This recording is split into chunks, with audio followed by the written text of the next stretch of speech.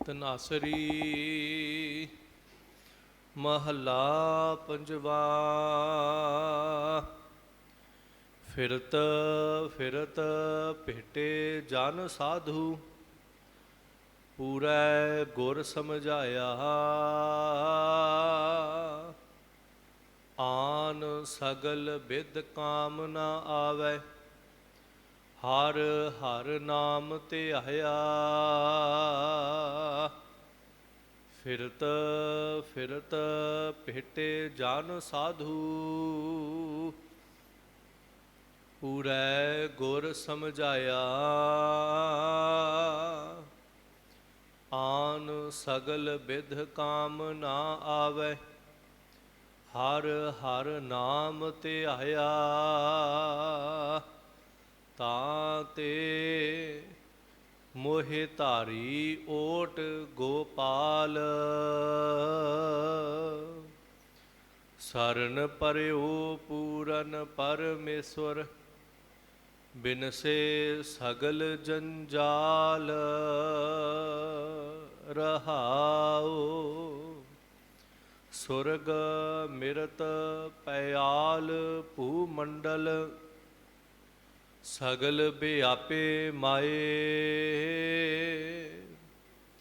ਜੀ ਉਦਾਹਰਨ ਸਭ ਕੁਲ ਤਾਰਨ। ਹਰ ਹਰ ਨਾਮ ਧਿਆਏ, ਨਾਨਕ ਨਾਮ ਨਿਰੰਜਨ ਗਾਈਐ। ਪਾਈਐ ਸਰਬ ਨਿਧਾਨਾ, ਕਰ ਕਿਰਪਾ ਜਿਸ ਦੇ ਸੁਆਮੀ। ਬਿਰਲੇ ਕਾਹੂ ਜਾਨਾ, ਨਾਨਕ ਨਾਮ ਨਿਰੰਜਨ ਗਾਈਐ। ਪਾਈਐ ਸਰਬ ਨਿਧਾਨਾ, ਕਰ ਕਿਰਪਾ ਜਿਸ ਦੇ ਸੁਆਮੀ। ਬਿਰਲੇ ਕਾਹੂ ਜਾਨਾ। ਵਾਹਿਗੁਰੂ ਜੀ ਕਾ ਖਾਲਸਾ, ਵਾਹਿਗੁਰੂ ਜੀ ਕੀ ਫਤਿਹ। ਹਜੂਰ ਗਰੀਬ ਨਵਾਜ, ਸ਼ਹਿਨਸ਼ਾਹ ਦਾਤਾਰ, ਚਵਰ ਛਤਰ ਤਖਤ ਦੇ ਮਾਲਕ, ਪ੍ਰਤੱਖ ਅਕਾਲ ਪੁਰਖ ਸਵਰੂਪ ਸਾਹਿਬ ਸਤਿਗੁਰੂ ਸ੍ਰੀ ਗੁਰੂ ਗੁਰੂ ਗ੍ਰੰਥ ਸਾਹਿਬ ਜੀ, ਮਾਲਕ ਪਾਤਸ਼ਾਹ ਦੀ ਪਾਵਨ ਗੋਦ ਅੰਦਰ ਹਜ਼ੂਰ ਗੁਰੂ ਗੋਬਿੰਦ ਸਿੰਘ ਸਾਹਿਬ ਮਹਾਰਾਜ ਜੀ ਦੇ ਇਸ ਪਾਵਨ ਨਿਵਾਜੇ ਹੋਏ ਅਸਥਾਨ ਅਤੇ ਸਾਹਿਬ ਜੀ ਦੇ ਧਰਮ ਮਾਤਾ ਵਿਸ਼ੰਭਰਾ ਦੇਵੀ ਸਾਹਿਬ ਜੀ ਦੇ ਪਾਵਨ ਅਸਥਾਨ 'ਤੇ ਸਾਹਿਬ ਦੀ ਪਾਵਨ ਗੋਦ ਅੰਦਰ ਬੜੀ ਭਾਵਨਾ ਦੇ ਨਾਲ, ਬੜੀ ਸ਼ਰਧਾ ਸ਼ਿੱਦਤ ਦੇ ਨਾਲ ਜੁੜ ਬੈਠੇ ਗੁਰੂ ਸਵਾਰੇ ਖਾਲਸਾ ਜੀ। ਆਓ ਸਾਹਿਬ ਜੀ ਜੋ ਅੰਮ੍ਰਿਤ ਵੇਲੇ ਮਹਾਨ ਬਖਸ਼ਿਸ਼ ਦੇ ਕਰਕੇ ਮੁੱਖ ਵਾਕ ਸਾਹਿਬ ਹੁਕਮਨਾਮਾ ਸਾਹਿਬ ਦੇ ਰੂਪ ਅੰਦਰ ਜੋ ਅਸੀਸ ਦੇ ਕਰਕੇ ਸਾਨੂੰ ਤੁਹਾਨੂੰ ਜੀਵਾਂ ਨੂੰ ਨਿਵਾਜਿਆ ਹੈ, ਮਹਾਰਾਜ ਜੀ ਦੀ ਇਸ ਪਾਵਨ ਅਸੀਸ ਦੇ ਪਾਤਰ ਬਣੀਏ। ਹਜੂਰ ਇਸ ਪਾਵਨ ਸ਼ਬਦ ਦੇ ਅੰਦਰ ਜੋ ਉਪਦੇਸ਼, ਜੋ ਜੀਵਨ ਦੇ ਇਸ ਚੱਲਦੇ ਹੋਏ ਮਾਰਗ ਦੇ ਪਾਂਧੀ ਨੂੰ ਜੀਵਨ ਬਸ਼ਰ ਕਰਨ ਵਾਸਤੇ ਜੋ ਸਿਧਾਂਤ ਬਖਸ਼ਿਆ ਹੈ, ਜੋ ਮਹਾਰਾਜ ਸਾਹਿਬ ਜੀ ਸਮਝਾਇਆ ਹੈ ਕਿ ਕਿਸ ਤਰ੍ਹਾਂ ਮੈਂ ਉਸ ਕਰਤੇ ਅਕਾਲ ਪੁਰਖ ਪਰਮੇਸ਼ਰ ਦੀ ਓਟ ਧਾਰੀ ਹੈ, ਜਿਸ ਕਾਰਨ ਮੈਂ ਉਹਦੀ ਓਟ ਲਈ ਹੈ, ਉਹਦੇ ਕੁਝ ਕਾਰਨ ਬਣੇ ਨੇ।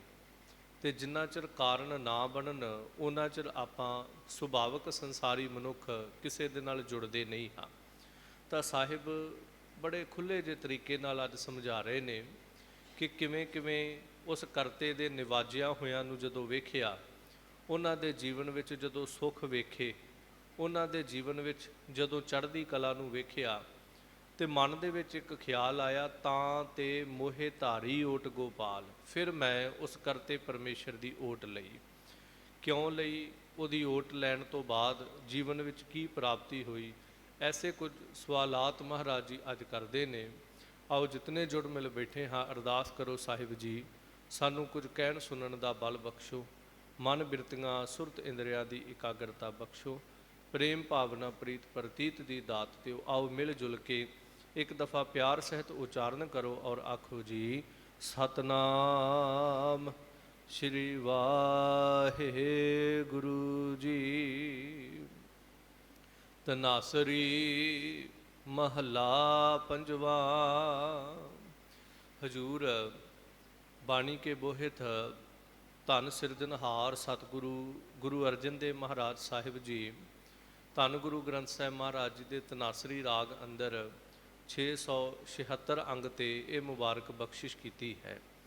ਸ਼ਬਦ ਦੇ ਜਦੋਂ ਭਾਵ ਅਰਥ ਅਸੀਂ ਦੇਖਦੇ ਹਾਂ ਤਾਂ ਹਜੂਰ ਪਾਤਸ਼ਾਹ ਜੀ ਇਸ ਪਾਵਨ ਸ਼ਬਦ ਦੇ ਅੰਦਰ ਸਾਨੂੰ ਸਮਝਾਉਂਦੇ ਕਿ ਇਹ ਜੀਵ ਸੰਸਾਰ ਦੇ ਉੱਤੇ ਜਦੋਂ ਆਮ ਮਨੁੱਖਾਂ ਨੂੰ ਆਪਾਂ ਤੁਰੇ ਫਿਰਦੇ ਵੇਖਦੇ ਆ ਨਾ, ਤੇ ਕਿਸੇ ਮਨੁੱਖ ਨੇ ਜ਼ਿੰਦਗੀ 'ਚ ਕੋਈ ਪ੍ਰਾਪਤੀ ਕੀਤੀ ਹੋਵੇ, ਉਹ ਗਰੀਬੀ ਤੋਂ ਅਮੀਰੀ ਵੱਲ ਹੋ ਗਿਆ ਹੋਵੇ, ਉਹ ਆਰਥਿਕ ਹਾਲਾਤ ਮੰਦੇ ਸੀ, ਅਚਾਨਕ ਉਹਦੇ ਆਰਥਿਕ ਹਾਲਾਤ ਜਿਹੜੇ ਨੇ ਉਹ ਚੰਗੇ ਹੋ ਜਾਣ, ਉਹ ਸੰਸਾਰ ਦੇ ਉੱਤੇ ਬਹੁਤ ਜ਼ਿਆਦਾ ਮਾੜਾ ਜੀਵਨ ਬਸ਼ਰ ਕਰਦਾ ਸੀ, ਇੱਕਦਮ ਚੰਗੇ ਪਾਸੇ ਨੂੰ ਤੁਰ ਪਿਆ। ਤੇ ਆਪਾਂ ਸੁਭਾਵਕ ਉਹਨੂੰ ਪੁੱਛ ਲੈਂਦੇ ਆ ਜਾਂ ਆਪਾਂ ਕੋਈ ਕਿਆਸ ਕੋਈ ਅੰਦਾਜ਼ਾ ਲਾਉਣੇ ਵੀ ਐਸਾ ਇਹਨੂੰ ਕੀ ਮਿਲ ਗਿਆ। ਤੇ ਜਦੋਂ ਪਤਾ ਕੀਤਾ ਤਾਂ ਖੋਜ ਕਰਦਿਆਂ ਕਰਦਿਆਂ ਆਪਣੇ ਸਾਹਮਣੇ ਗੱਲ ਆਉਂਦੀ ਵੀ ਜਦੋਂ ਤੋਂ ਇਹਨੇ ਫਲਾਣਾ ਕੰਮ ਸ਼ੁਰੂ ਕਰ ਲਿਆ ਉਸ ਦਿਨ ਤੋਂ ਇਹਦੇ ਘਰ ਦੀ ਗਰੀਬੀ ਜਿਹੜੀ ਖਤਮ ਹੋ ਗਈ ਆ। ਤੇ ਫਿਰ ਆਪਣੇ ਵੀ ਮਨ 'ਚ ਆਉਂਦਾ ਹੈ ਵੀ ਕਿਉਂ ਨਾ ਮੈਂ ਵੀ ਇਹ ਕੰਮ ਕਰ ਲਾਂ।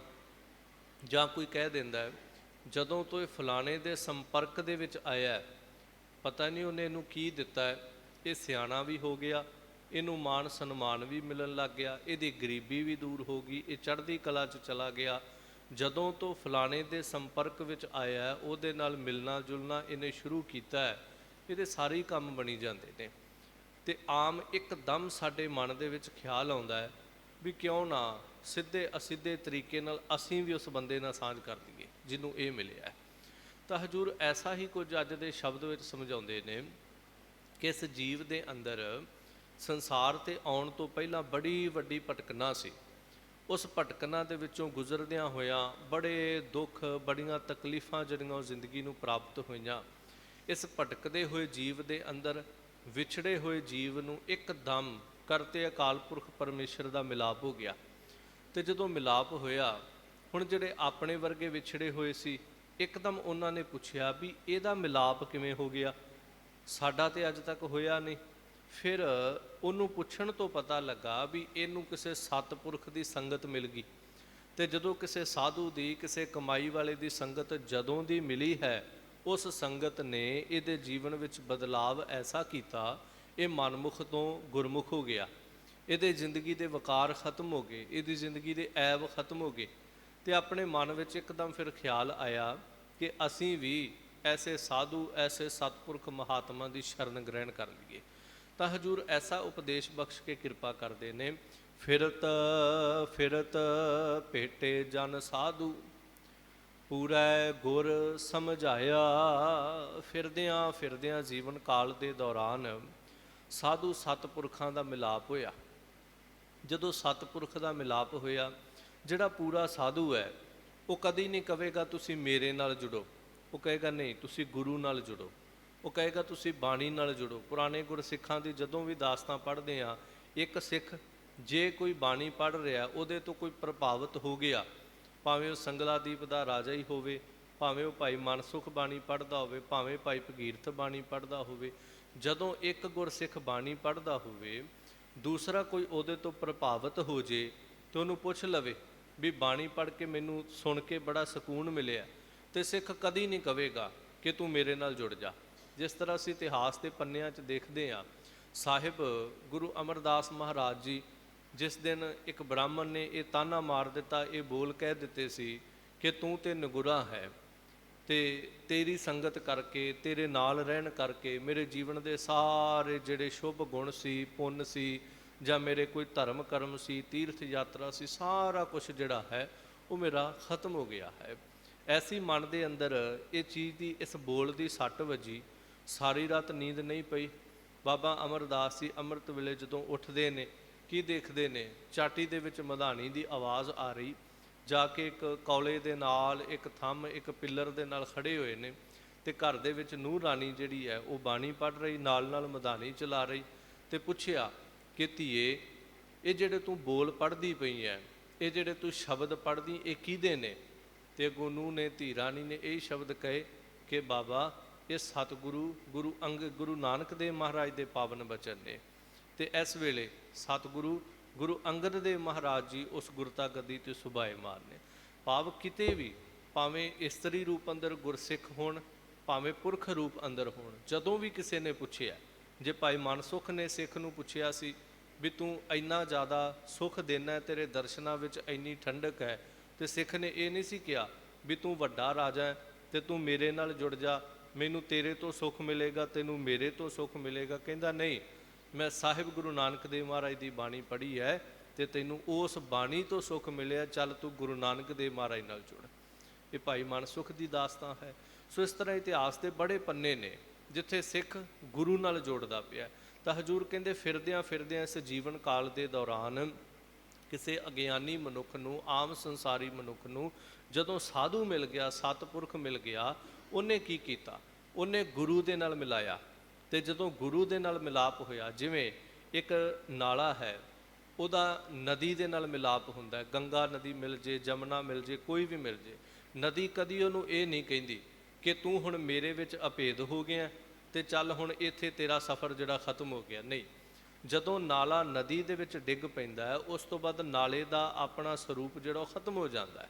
ਆਮ ਪਾਣੀ ਦੀ ਕੋਈ ਨਹਿਰ ਹੋਵੇ, ਕੋਈ ਨਾਲਾ ਹੋਵੇ, ਉਹ ਜਦੋਂ ਨਦੀ 'ਚ ਡਿੱਗ ਪਿਆ, ਭਗਤ ਕਬੀਰ ਸਾਹਿਬ ਜੀ ਇੱਕ ਬਚਨ ਕਹਿੰਦੇ, ਗੰਗਾ ਕੈ ਸੰਗ ਸਲਤਾ ਬਿਗਰੀ, ਸੋ ਸਲਤਾ ਗੰਗਾ ਹੋਈ ਨਿਬਰੀ। ਕਿ ਜਦੋਂ ਗੰਗਾ ਨਦੀ ਦੇ ਵਿੱਚ ਕੋਈ ਵੀ ਨਦੀ ਨਾਲਾ ਡਿੱਗ ਪਿਆ, ਉਹਦਾ ਰੂਪ ਹੋ ਗਿਆ। ਪਰ ਗੰਗਾ ਨੇ ਕਦੀ ਨਹੀਂ ਕਹਿਣਾ ਕਿ ਹੁਣ ਤੂੰ ਮੇਰੇ 'ਚ ਡਿੱਗ ਪਿਆ, ਤੈਨੂੰ ਅਗਾਂਹ ਜਾਣ ਦੀ ਲੋੜ ਹੀ ਕੋਈ ਨਹੀਂ। ਗੰਗਾ ਆਖੇਗੀ ਤੂੰ ਮੇਰਾ ਸੰਗ ਕਰ ਲਿਆ, ਚੱਲ ਹੁਣ ਮੈਂ ਤੈਨੂੰ ਸਮੁੰਦਰ ਤੱਕ ਲੈ ਕੇ ਚੱਲਦੀ ਹਾਂ। ਤੇ ਉਹ ਫਿਰ ਉਸ ਪਾਣੀ ਨੂੰ ਨਾਲ ਧੂੰਦਿਆਂ ਖਿੱਚਦਿਆਂ ਆਪਣੇ 'ਚ ਮਿਲਾ ਕਰਕੇ ਸਮੁੰਦਰ ਤੱਕ ਲੈ ਕੇ ਜਾਂਦੀ ਤੇ ਸਮੁੰਦਰ ਵਿੱਚ ਜਾ ਕੇ ਉਹਨੂੰ ਸੁੱਟ ਦਿੰਦੀ ਹੈ। ਸੋ ਇਸ ਤਰ੍ਹਾਂ ਜਦੋਂ ਪੂਰਾ ਸਾਧੂ ਮਿਲ ਗਿਆ, ਉਹਨੇ ਗੁਰੂ ਦੇ ਨਾਲ ਮਿਲਾਪ ਕਰਾਇਆ ਤੇ ਸਾਹਿਬ ਕਹਿੰਦੇ ਫਿਰ ਪੂਰਾ ਗੁਰ ਸਮਝਾਇਆ। ਉਹਨੇ ਇਸ ਅਗਿਆਨੀ ਮਨਮੁਖ ਜੀਵ ਨੂੰ ਸਮਝਾਇਆ ਤੇ ਸਮਝਾਉਣ ਦਾ ਗੁਰੂ ਦਾ ਤਰੀਕਾ ਬੜਾ ਵਿਲੱਖਣ ਹੈ। ਜੇ ਕਦੀ ਗੁਰੂ ਅਰਜਨ ਦੇਵ ਮਹਾਰਾਜ ਦੇ ਕੋਲ ਕੋਈ ਸਿੱਖ ਆਉਂਦਾ ਹੈ, ਸਾਹਿਬ ਜੀ ਵੇਂਦੇ ਨੇ ਇਹ ਕੰਮ ਕੀ ਕਰਦਾ ਹੈ। ਸਿੱਖ ਕਹਿ ਰਿਹਾ, ਮਹਾਰਾਜ ਮੇਰਾ ਮਨ ਜਿਹੜਾ ਉਹ ਟਿਕਦਾ ਨਹੀਂ। ਤੇ ਹਜ਼ੂਰ ਪੁੱਛਦੇ ਕੰਮ ਕੀ ਕਰਦਾ, ਕਾਰੋਬਾਰ ਕੀ? ਕਹਿੰਦਾ ਮਹਾਰਾਜ ਮੈਂ ਘੋੜਿਆਂ ਦਾ ਵਪਾਰ ਕਰਦਾ। ਤੇ ਪਾਤਸ਼ਾਹ ਜੀ ਕਹਿੰਦੇ ਵੀ ਜਦੋਂ ਘੋੜਾ ਬਿਮਾਰ ਹੋਵੇ, ਉਹਦੇ ਮੂੰਹ ਦੇ ਵਿੱਚ ਤੁਸੀਂ ਦਵਾਈ ਪਾਉਂਦੇ ਹੋ? ਕਹਿੰਦਾ ਜੀ ਬਿਲਕੁਲ। ਪਾਉਣ ਦਾ ਤਰੀਕਾ ਕੀ ਹੈ? ਭਾਵੇਂ ਮਹਾਰਾਜ ਨੂੰ ਸਾਰਾ ਕੁਝ ਪਤਾ, ਪਰ ਬੜੇ ਤਰੀਕੇ ਨਾਲ ਸਮਝਾ ਕੇ ਉਸੇ ਕੰਮ ਦੇ ਵਿੱਚੋਂ ਉਦਾਹਰਨ ਦਿੰਦੇ। ਕਹਿੰਦੇ ਕਿਵੇਂ ਦਵਾਈ ਪਿਆਉਂਦੇ ਹੋ? ਤੇ ਉਹ ਕਹਿੰਦੇ ਜੀ ਅਸੀਂ ਇੱਕ ਬਾਂਸ ਦੀ ਨਲਕੀ ਬਣਾਈ ਹੁੰਦੀ ਹੈ, ਪਾਈਪ ਤਰ੍ਹਾਂ ਵੱਡੀ ਹੁੰਦੀ, ਉਹਦੇ ਵਿੱਚ ਦਵਾਈ ਭਰਦੇ ਆ, ਘੋੜੇ ਦਾ ਮੂੰਹ ਤਾਂ ਨੂੰ ਚੁੱਕ ਕੇ ਉਹਦੇ ਮੂੰਹ ਵਿੱਚ ਉਹ ਪਾ ਕੇ ਨਲਕੀ, ਤੇ ਉਹ ਦਵਾਈ ਉਹਦੇ ਅੰਦਰ ਤੱਕ ਸੁੱਟ ਕੇ ਤੇ ਫਿਰ ਅਸੀਂ ਉਹਦਾ ਮੂੰਹ ਜਿਹੜਾ ਘੁੱਟ ਕੇ ਬੰਦ ਕਰ ਦਿੰਦੇ ਆ। ਤੇ ਮਹਾਰਾਜ ਕਹਿੰਦੇ ਜੇ ਨਾ ਬੰਦ ਕਰੋ ਫਿਰ ਮਹਾਰਾਜ ਫਿਰ ਉਹ ਦਵਾਈ ਸਾਰੀ ਦੀ ਸਾਰੀ ਜਿਹੜੀ ਉਹ ਬਾਹਰ ਕੱਢ ਦਿੰਦਾ। ਤੇ ਹਜ਼ੂਰ ਕਹਿੰਦੇ ਤੁਸੀਂ ਪੁੱਛਦੇ ਸੀ ਮਨ ਨਹੀਂ ਟਿਕਦਾ। ਹਾਂ ਮਹਾਰਾਜ ਇਹੀ ਪੁੱਛਦੇ ਸੀ। ਤੇ ਬੜਾ ਸੌਖਾ ਜਿਹਾ ਤਰੀਕਾ ਹੈ ਕਿ ਜਿਵੇਂ ਤੁਸੀਂ ਘੋੜੇ ਨੂੰ ਪਹਿਲਾਂ ਦਵਾਈ ਦਿੰਦੇ ਹੋ, ਉਹਦਾ ਘੁੱਟ ਕੇ ਮੂੰਹ ਫੜਦੇ ਹੋ, ਫਿਰ ਉਸ ਤੋਂ ਬਾਅਦ ਉਹਦਾ ਮੂੰਹ ਘੁੱਟ ਲੈਂਦੇ ਹੋ, ਨਲਕੀ ਨਾਲ ਦਵਾਈ ਦਿੰਦੇ ਹੋ, ਮਿਹਨਤ ਕਰਦੇ ਹੋ, ਫਿਰ ਸਹਿਜੇ ਸਹਿਜੇ ਦਵਾਈ ਉਹਦੇ 'ਚ ਰਚ ਜਾਂਦੀ, ਉਹ ਠੀਕ ਹੋ ਜਾਂਦਾ ਹੈ। ਮਹਾਰਾਜ ਬਿਲਕੁਲ ਇਸੇ ਤਰ੍ਹਾਂ ਹੁੰਦਾ ਹੈ। ਤੇ ਸਭ ਕਹਿੰਦੇ ਇਸ ਮਨ ਦੇ ਨਾਲ ਵੀ ਇੰਝ ਹੀ ਕਰਨਾ ਪਏਗਾ। ਇਹ ਨਹੀਂ ਕਿ ਇੱਕ ਪਾਸੇ ਬਾਣੀ ਸੁਣ ਲਈ, ਬਾਣੀ ਸੁਣਨ ਦੀ ਦੇਰ ਹੈ, ਜਿਵੇਂ ਸਮਾਪਤੀ ਹੋਈ ਜਾਂ ਅਸੀਂ ਨਿਤਨੇਮ ਕਰ ਰਹੇ ਹਾਂ ਜਾਂ ਕੁਛ ਵੀ ਕਰ ਰਹੇ ਹਾਂ, ਬਾਣੀ ਪੜ੍ਹਦੇ ਵਕਤ ਵੀ ਉਸੇ ਵਕਤ ਨਾਲ ਕੋਈ ਗੱਲ ਕਰਨੀ ਸ਼ੁਰੂ ਕਰ ਦੇਣੀ। ਬਾਣੀ ਪੜ੍ਹਨ ਤੋਂ ਬਾਅਦ ਬਸ ਉੱਠਦੇ ਸਾਰ ਨਿੰਦਾ ਚੁਗਲੀ ਕਰਨੀ ਸ਼ੁਰੂ ਕਰ ਦੇਣੀ। ਇੱਕ ਦਫਾ ਮੈਂ ਜ਼ਿਕਰ ਕੀਤਾ ਸੀ, ਅੰਮ੍ਰਿਤਸਰ ਸਾਹਿਬ ਦੇ ਵਿੱਚ ਇੱਕ ਮਹਾਂਪੁਰਖ ਸੀ, ਉਹਨਾਂ ਦਾ ਨਾਮ ਮੈਨੂੰ ਵਿਸਰ ਗਿਆ। ਤੇ ਉਹ ਜਦੋਂ ਦਰਬਾਰ ਸਾਹਿਬ ਦੇ ਵਿੱਚੋਂ ਕਥਾ ਕੀਰਤਨ ਸਰਵਣ ਕਰਕੇ ਉਹਨਾਂ ਨੇ ਬਾਹਰ ਨਿਕਲਣਾ, ਤੇ ਉਹਨਾਂ ਨੇ ਆਪਣੇ ਕੰਨਾਂ ਦੇ ਵਿੱਚ ਬੁੱਧੇ ਦੇ ਲੈਣੇ, ਜਿਵੇਂ ਉਹ ਰੂੰ ਦੇ ਬਣੇ ਹੁੰਦੇ, ਉੱਨ ਦੇ ਆਪਾਂ ਬਣਾਉਣੇ ਕਈ ਵਾਰ, ਉਹਨਾਂ ਨੇ ਆਪਣੇ ਕੰਨਾਂ 'ਚ ਦੇ ਲੈਣੇ। ਉਹਨਾਂ ਦਾ ਨਾਮ ਵੀ ਬੁੰਦਿਆਂ ਵਾਲੇ ਮਹਾਂਪੁਰਖ ਰੱਖਿਆ ਲੋਕਾਂ ਨੇ। ਤੇ ਕਿਸੇ ਨੇ ਪੁੱਛਿਆ ਵੀ ਮਹਾਂਪੁਰਖੋ ਇਹ ਤੁਸੀਂ ਕੀ ਕਰਦੇ ਹੋ? ਤੇ ਉਹਨਾਂ ਬੜਾ ਸੋਹਣਾ ਜਵਾਬ ਦਿੱਤਾ। ਕਹਿੰਦੇ ਜਦੋਂ ਮੈਂ ਦਰਬਾਰ ਸਾਹਿਬ ਗੁਰੂ ਰਾਮਦਾਸ ਮਹਾਰਾਜ ਦੀ ਗੋਦ ਵਿੱਚ ਬੈਠਦਾ, ਮੈਂ ਕੀਰਤਨ ਸੁਣਦਾ, ਕਥਾ ਸਰਵਣ ਕਰਦਾ, ਤੇ ਇਹ ਸਰੀਰ ਜਿਹੜਾ ਹੈ, ਜੀਵਨ ਜਿਹੜਾ, ਮਨ ਜਿਹੜਾ ਅੰਮ੍ਰਿਤ ਰਸ ਨਾਲ ਭਰ ਜਾਂਦਾ। ਇਹਨਾਂ ਕੰਨਾਂ ਦੇ ਨਾਲ ਮੈਂ ਗੁਰੂ ਕੇ ਅੰਮ੍ਰਿਤ ਬਚਨ ਸੁਣ ਕੇ ਆਉਣਾ, ਇਹਨਾਂ ਕੰਨਾਂ ਦੇ ਡੂਨਿਆਂ ਵਿੱਚ ਮੈਂ ਗੁਰੂ ਕਾ ਸ਼ਬਦ ਰੂਪੀ ਅੰਮ੍ਰਿਤ ਭਰ ਕੇ ਲਿਆਉਣਾ। ਤੇ ਮੈਂ ਨਹੀਂ ਚਾਹੁੰਦਾ ਕਿ ਜਦੋਂ ਮੈਂ ਬਾਹਰ ਨਿਕਲਾਂ ਤੇ ਕੋਈ ਮੇਰੇ ਨਾਲ ਸੰਸਾਰੀ ਗੱਲ ਕਰਨੀ ਸ਼ੁਰੂ ਕਰ ਦੇ, ਜਾਂ ਮੈਂ ਨਹੀਂ ਚਾਹੁੰਦਾ ਮੈਂ ਬਾਹਰ ਨਿਕਲਾਂ ਤੇ ਲੋਕਾਂ ਦੀਆਂ ਸੰਸਾਰੀ ਗੱਲਾਂ ਦੀ ਆਵਾਜ਼ ਮੇਰੇ ਕੰਨਾਂ ਵਿੱਚ ਪਵੇ। ਇਸ ਕਰਕੇ ਮੈਂ ਉਸੇ ਵਕਤ ਹੀ ਆਪਣੇ ਕੰਨਾਂ ਦੇ ਵਿੱਚ ਉਹ ਬੁੰਦੇ ਜਿਹੜੇ ਦੇ ਲੈਣਾ। ਬਾਬਾ ਫਰੀਦ ਸਾਹਿਬ ਜੀ ਵੀ ਕਹਿੰਦੇ ਨੇ, ਕੰਨੀ ਬੁੱਝੇ ਦੇ ਰਹਾ ਕਿੱਤੀ ਵਗੈ ਪਾਉਣ, ਕਿ ਮੈਂ ਤਾਂ ਸੰਸਾਰ ਦੇ ਵਿੱਚ ਦੁਨੀਆ ਜੋ ਮਰਜ਼ੀ ਕਰੇ, ਕੀ ਕਹਿੰਦੇ ਕੀ ਗੱਲਾਂ ਕਰਦੇ, ਮੈਂ ਆਪਣੇ ਕੰਨ ਜਿਹੜੇ ਨੇ ਸੰਸਾਰ ਵਿੱਚ ਬੰਦ ਕੀਤੇ ਹੋਏ ਨੇ। ਪੂਰੇ ਗੁਰੂ ਨੇ ਸਮਝਾਇਆ ਉਹਨਾਂ ਨੂੰ, ਗੁਰੂ ਅਰਜਨ ਦੇਵ ਮਹਾਰਾਜ ਨੇ, ਕੀ ਕਰਦੇ ਹੋ, ਉਹਨਾਂ ਸਾਰਿਆਂ ਦੱਸਿਆ। ਤੇ ਮਹਾਰਾਜ ਕਹਿੰਦੇ ਜਦੋਂ ਇਸ ਮਨ ਦੇ ਵਿੱਚ ਬਾਣੀ ਦਾ ਰਸ ਆਉਂਦਾ ਹੈ ਨਾ, ਉਸ ਤੋਂ ਬਾਅਦ ਜਿਵੇਂ ਘੋੜੇ ਦਾ ਮੂੰਹ ਬੰਦ ਕਰ ਲੈਂਦੇ ਹੋ, ਉਸੇ ਤਰ੍ਹਾਂ ਇਸ ਮਨ ਨੂੰ ਸੰਸਾਰ ਦੇ ਵਿਸ਼ਿਆਂ ਵੱਲੋਂ, ਸੰਸਾਰ ਦੀਆਂ ਆਵਾਜ਼ਾਂ ਵੱਲੋਂ, ਸੰਸਾਰ ਦੇ ਫੁਰਨਿਆਂ ਵੱਲੋਂ ਬੰਦ ਕਰਨਾ ਪਏਗਾ। ਤੇ ਇਹਦੇ ਨਾਲ ਥੋੜ੍ਹਾ ਜਿਹਾ ਧੱਕਾ ਵੀ ਕਰਨਾ ਪੈਂਦਾ, ਥੋੜ੍ਹੀ ਜ਼ਬਰਦਸਤੀ ਵੀ ਕਰਨੀ ਪੈਂਦੀ, ਕਿਉਂਕਿ ਆਪਣੇ ਆਪ ਤੇ ਛੋਟਾ ਜਿਹਾ ਬੱਚਾ ਹੋਵੇ ਨਾ ਸਾਲ ਦਾ, ਜੋ ਬਿਮਾਰ ਹੋ ਜੇ, ਸਾਰਿਆਂ ਨੂੰ ਪਤਾ, ਉਹਦੇ ਮੂੰਹ ਵਿੱਚ ਦਵਾਈ ਪਾਓ ਨਾ ਤੇ ਉਹ ਵੀ ਦਵਾਈ ਨਹੀਂ ਪੀਏਗਾ। ਉਹਨੂੰ ਵੀ ਕਈ ਵਾਰ ਮੈਂ ਆਪਣੇ ਅੱਖੀਂ ਦੇਖਿਆ, ਸਾਲ 2 ਸਾਲ ਦਾ ਬੱਚਾ ਹੁੰਦਾ ਤੇ ਉਹਨੂੰ 3 ਜਣੇ ਦਵਾਈ ਪਿਆ ਰਹੇ ਹੁੰਦੇ ਨੇ, ਸਾਰੇ ਤਾਕਤਵਰ ਬੰਦੇ, ਪਰ ਫਿਰ ਵੀ ਉਹਨਾਂ ਹੱਥੋਂ ਦਵਾਈ ਨਹੀਂ ਪੀ ਰਿਹਾ ਹੁੰਦਾ। ਭਾਵ ਇਹ ਹੈ ਕਿ ਜਦੋਂ ਵੀ ਐਸੇ ਵਿਗੜੇ ਹੋਏ ਨੂੰ, ਭਾਵੇਂ ਉਹ ਬੱਚਾ ਹੈ, ਜਾਨਵਰ ਹੈ, ਕੁਛ ਵੀ ਹੈ, ਉਹਦੇ ਮੂੰਹ ਵਿੱਚ ਦਵਾਈ ਪਾਉਣੀ, ਮਸ਼ੱਕਤ ਕਰਨੀ ਪਏਗੀ। ਇਹ ਮਨ ਬੜਾ ਵਿਗੜਿਆ ਹੈ, ਇਹਦੇ ਮੂੰਹ ਵਿੱਚ ਜਦੋਂ ਦਵਾਈ ਪਾਉਣੀ ਹੈ ਸ਼ਬਦ ਦੀ, ਮਸ਼ੱਕਤ ਕਰਨੀ ਪਏਗੀ। ਤਾਂ ਸਾਹਿਬ ਪਾਤਸ਼ਾਹ ਜੀ ਕਹਿੰਦੇ ਨੇ, ਜਦੋਂ ਫਿਰਦਿਆਂ ਫਿਰਦਿਆਂ ਸਾਧੂ ਮਿਲ ਗਿਆ, ਸਤਿਪੁਰਖ ਮਿਲਿਆ, ਉਹਨੇ ਗੁਰੂ ਨਾਲ ਮਿਲਾਪ ਕਰਾਇਆ ਤੇ ਪੂਰਾ ਗੁਰ ਸਮਝਾਇਆ। ਪੂਰੇ ਗੁਰੂ ਨੇ ਅੱਗੋਂ ਬਿਠਾ ਕੇ ਸਮਝਾਇਆ। ਸਮਝਾਇਆ ਕੀ ਹੈ? ਆਨ ਸਗਲ ਬਿਦ ਕਾਮ ਨਾ ਆਵੈ, ਹਰ ਹਰ ਨਾਮ ਧਿਆਇਆ। ਕਿ ਇਹ ਪੁਰਖਾ, ਜੋ ਕੁਝ ਤੂੰ ਸੰਸਾਰ ਤੇ ਕਰਦਾ ਪਿਆ, ਜੋ ਕੁਝ ਤੂੰ ਇਕੱਠਿਆਂ ਕਰਦਾ ਪਿਆ, ਆਨ ਸਗਲ ਬਿਦ ਕਾਮ ਨਾ ਆਵੇ। ਆਨ ਜਿੰਨਾ ਕੁਛ ਵੀ ਅਨਿਆ ਜੋ ਪਦਾਰਥ, ਜੋ ਕੁਛ ਤੂੰ ਇਕੱਤਰਿਤ ਕਰ ਰਿਹਾ, ਇਹ ਤੇਰੇ ਕੰਮ ਨਹੀਂ ਆਉਣਾਗਾ। ਜਿਸ ਤਰ੍ਹਾਂ ਦੁਨੀ ਚੰਦ ਨੂੰ ਹਜ਼ੂਰ ਗੁਰੂ ਨਾਨਕ ਦੇਵ ਮਹਾਰਾਜ ਨੇ ਸਾਰੀ ਵਾਰਤਾਲਾਪ ਤੋਂ ਬਾਅਦ ਇਹੀ ਕਿਹਾ ਸੀ, ਆ ਸਾਡੀ ਸੂਈ ਹੈ, ਇਹਨੂੰ ਸਾਂਭ ਕੇ ਰੱਖੀ। ਤੇ ਠੀਕ ਹੈ ਮਹਾਰਾਜ, ਮੈਂ ਘਰ ਲੈ ਜਾਣਾ। ਤੇ ਮਹਾਰਾਜ ਕਹਿੰਦੇ ਤੇਰੇ ਤੋਂ ਅਗਲੇ ਜਹਾਨੇ ਪਰਲੋਕ ਜਾ ਕੇ ਲੈ ਲਵਾਂਗੇ। ਘਰੇ ਗਿਆ, ਜਾ ਕੇ ਘਰ ਵਾਲੀ ਨਾਲ ਵਾਰਤਾਲਾਪ ਕੀਤੀ ਵੀ ਆ ਸੂਈ ਭਗਵਾਨ ਨੇ ਕਿਤੇ ਸੰਭਾਲ ਕੇ ਰੱਖਦੀ, ਇਹ ਕੀ ਕਰਨੀ ਹੈ ਜੀ? ਇਹ ਗੁਰੂ ਬਾਬੇ ਨੇ ਫੜਾਈ ਹੈ। ਤੇ ਬਾਬੇ ਨੇ ਕਿਹਾ ਵੀ ਮੈਂ ਅਗਲੀ ਦੁਨੀਆ ਵਿੱਚ ਜਾ ਕੇ, ਅਗਲੇ ਲੋਕ ਪਰਲੋਕ ਵਿੱਚ ਜਾ ਕੇ ਮੈਂ ਤੇਰੇ ਤੋਂ ਲੈ ਲਵਾਂਗਾ। ਤੇ ਉਹ ਥੋੜ੍ਹੀ ਜਿਹੀ ਗੁਰਮਤ ਦੀ ਜਾਣੂ ਸੀ, ਉਹਨੇ ਕਿਹਾ ਵੀ ਤੇਰਾ ਦਿਮਾਗ ਟਿਕਾਣੇ ਤੇ ਨਹੀਂ, ਵੀ ਅਗਲੇ ਜਹਾਨ ਕੱਖ ਨਹੀਂ ਜਾ ਸਕਦਾਗਾ, ਇੱਥੋਂ ਤੱਕ ਆਪਣਾ ਸਰੀਰ ਨਹੀਂ ਜਾ ਸਕਦਾ, ਅਗਲੇ ਜਹਾਨ ਤੇ ਇਹ ਕੱਪੜੇ ਨਹੀਂ ਜਾ ਸਕਦੇ, ਤੇ ਤੂੰ ਮਹਾਰਾਜ ਨਾਲ ਬਚਨ ਕਰ ਰਿਹਾ ਵੀ ਮੈਂ ਅਗਲੇ ਜਹਾਨ ਦੇ ਦੇਵਾਂਗਾ। ਥੋੜ੍ਹਾ ਜਿਹਾ ਮੱਥਾ ਠਣਕਿਆ, ਸੂਈ ਚੱਕੀ, ਵਾਪਸ ਗੁਰੂ ਨਾਨਕ ਪਾਤਸ਼ਾਹ ਕੋਲ ਆਇਆ, ਕਹਿੰਦਾ ਮਹਾਰਾਜ ਜੀ ਇਹ ਰੱਖ ਲਓ।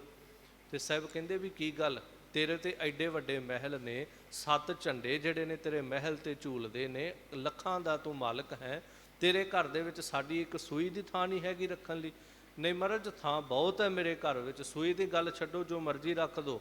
ਪਰ ਮਹਾਰਾਜ ਮੈਨੂੰ ਘਰੇ ਜਾ ਕੇ ਇਸ ਗੱਲ ਦੀ ਸਮਝ ਆਈ ਹੈ ਕਿ ਹੁਣ ਜਿਹੜੀ ਸੂਈ ਤੁਸੀਂ ਦੇ ਕੇ ਕਿਹਾ ਅਗਲੀ ਦੁਨੀਆ ਵਿੱਚ ਲਵਾਂਗੇ, ਪਰਲੋਕ ਵਿੱਚ ਲਵਾਂਗੇ, ਮਹਾਰਾਜ ਪਰਲੋਕ ਵਿੱਚ ਤੇ ਸਰੀਰ ਹੀ ਨਹੀਂ ਜਾਣਾ, ਸੂਈ ਕਿੱਥੋਂ ਜਾਏਗੀ?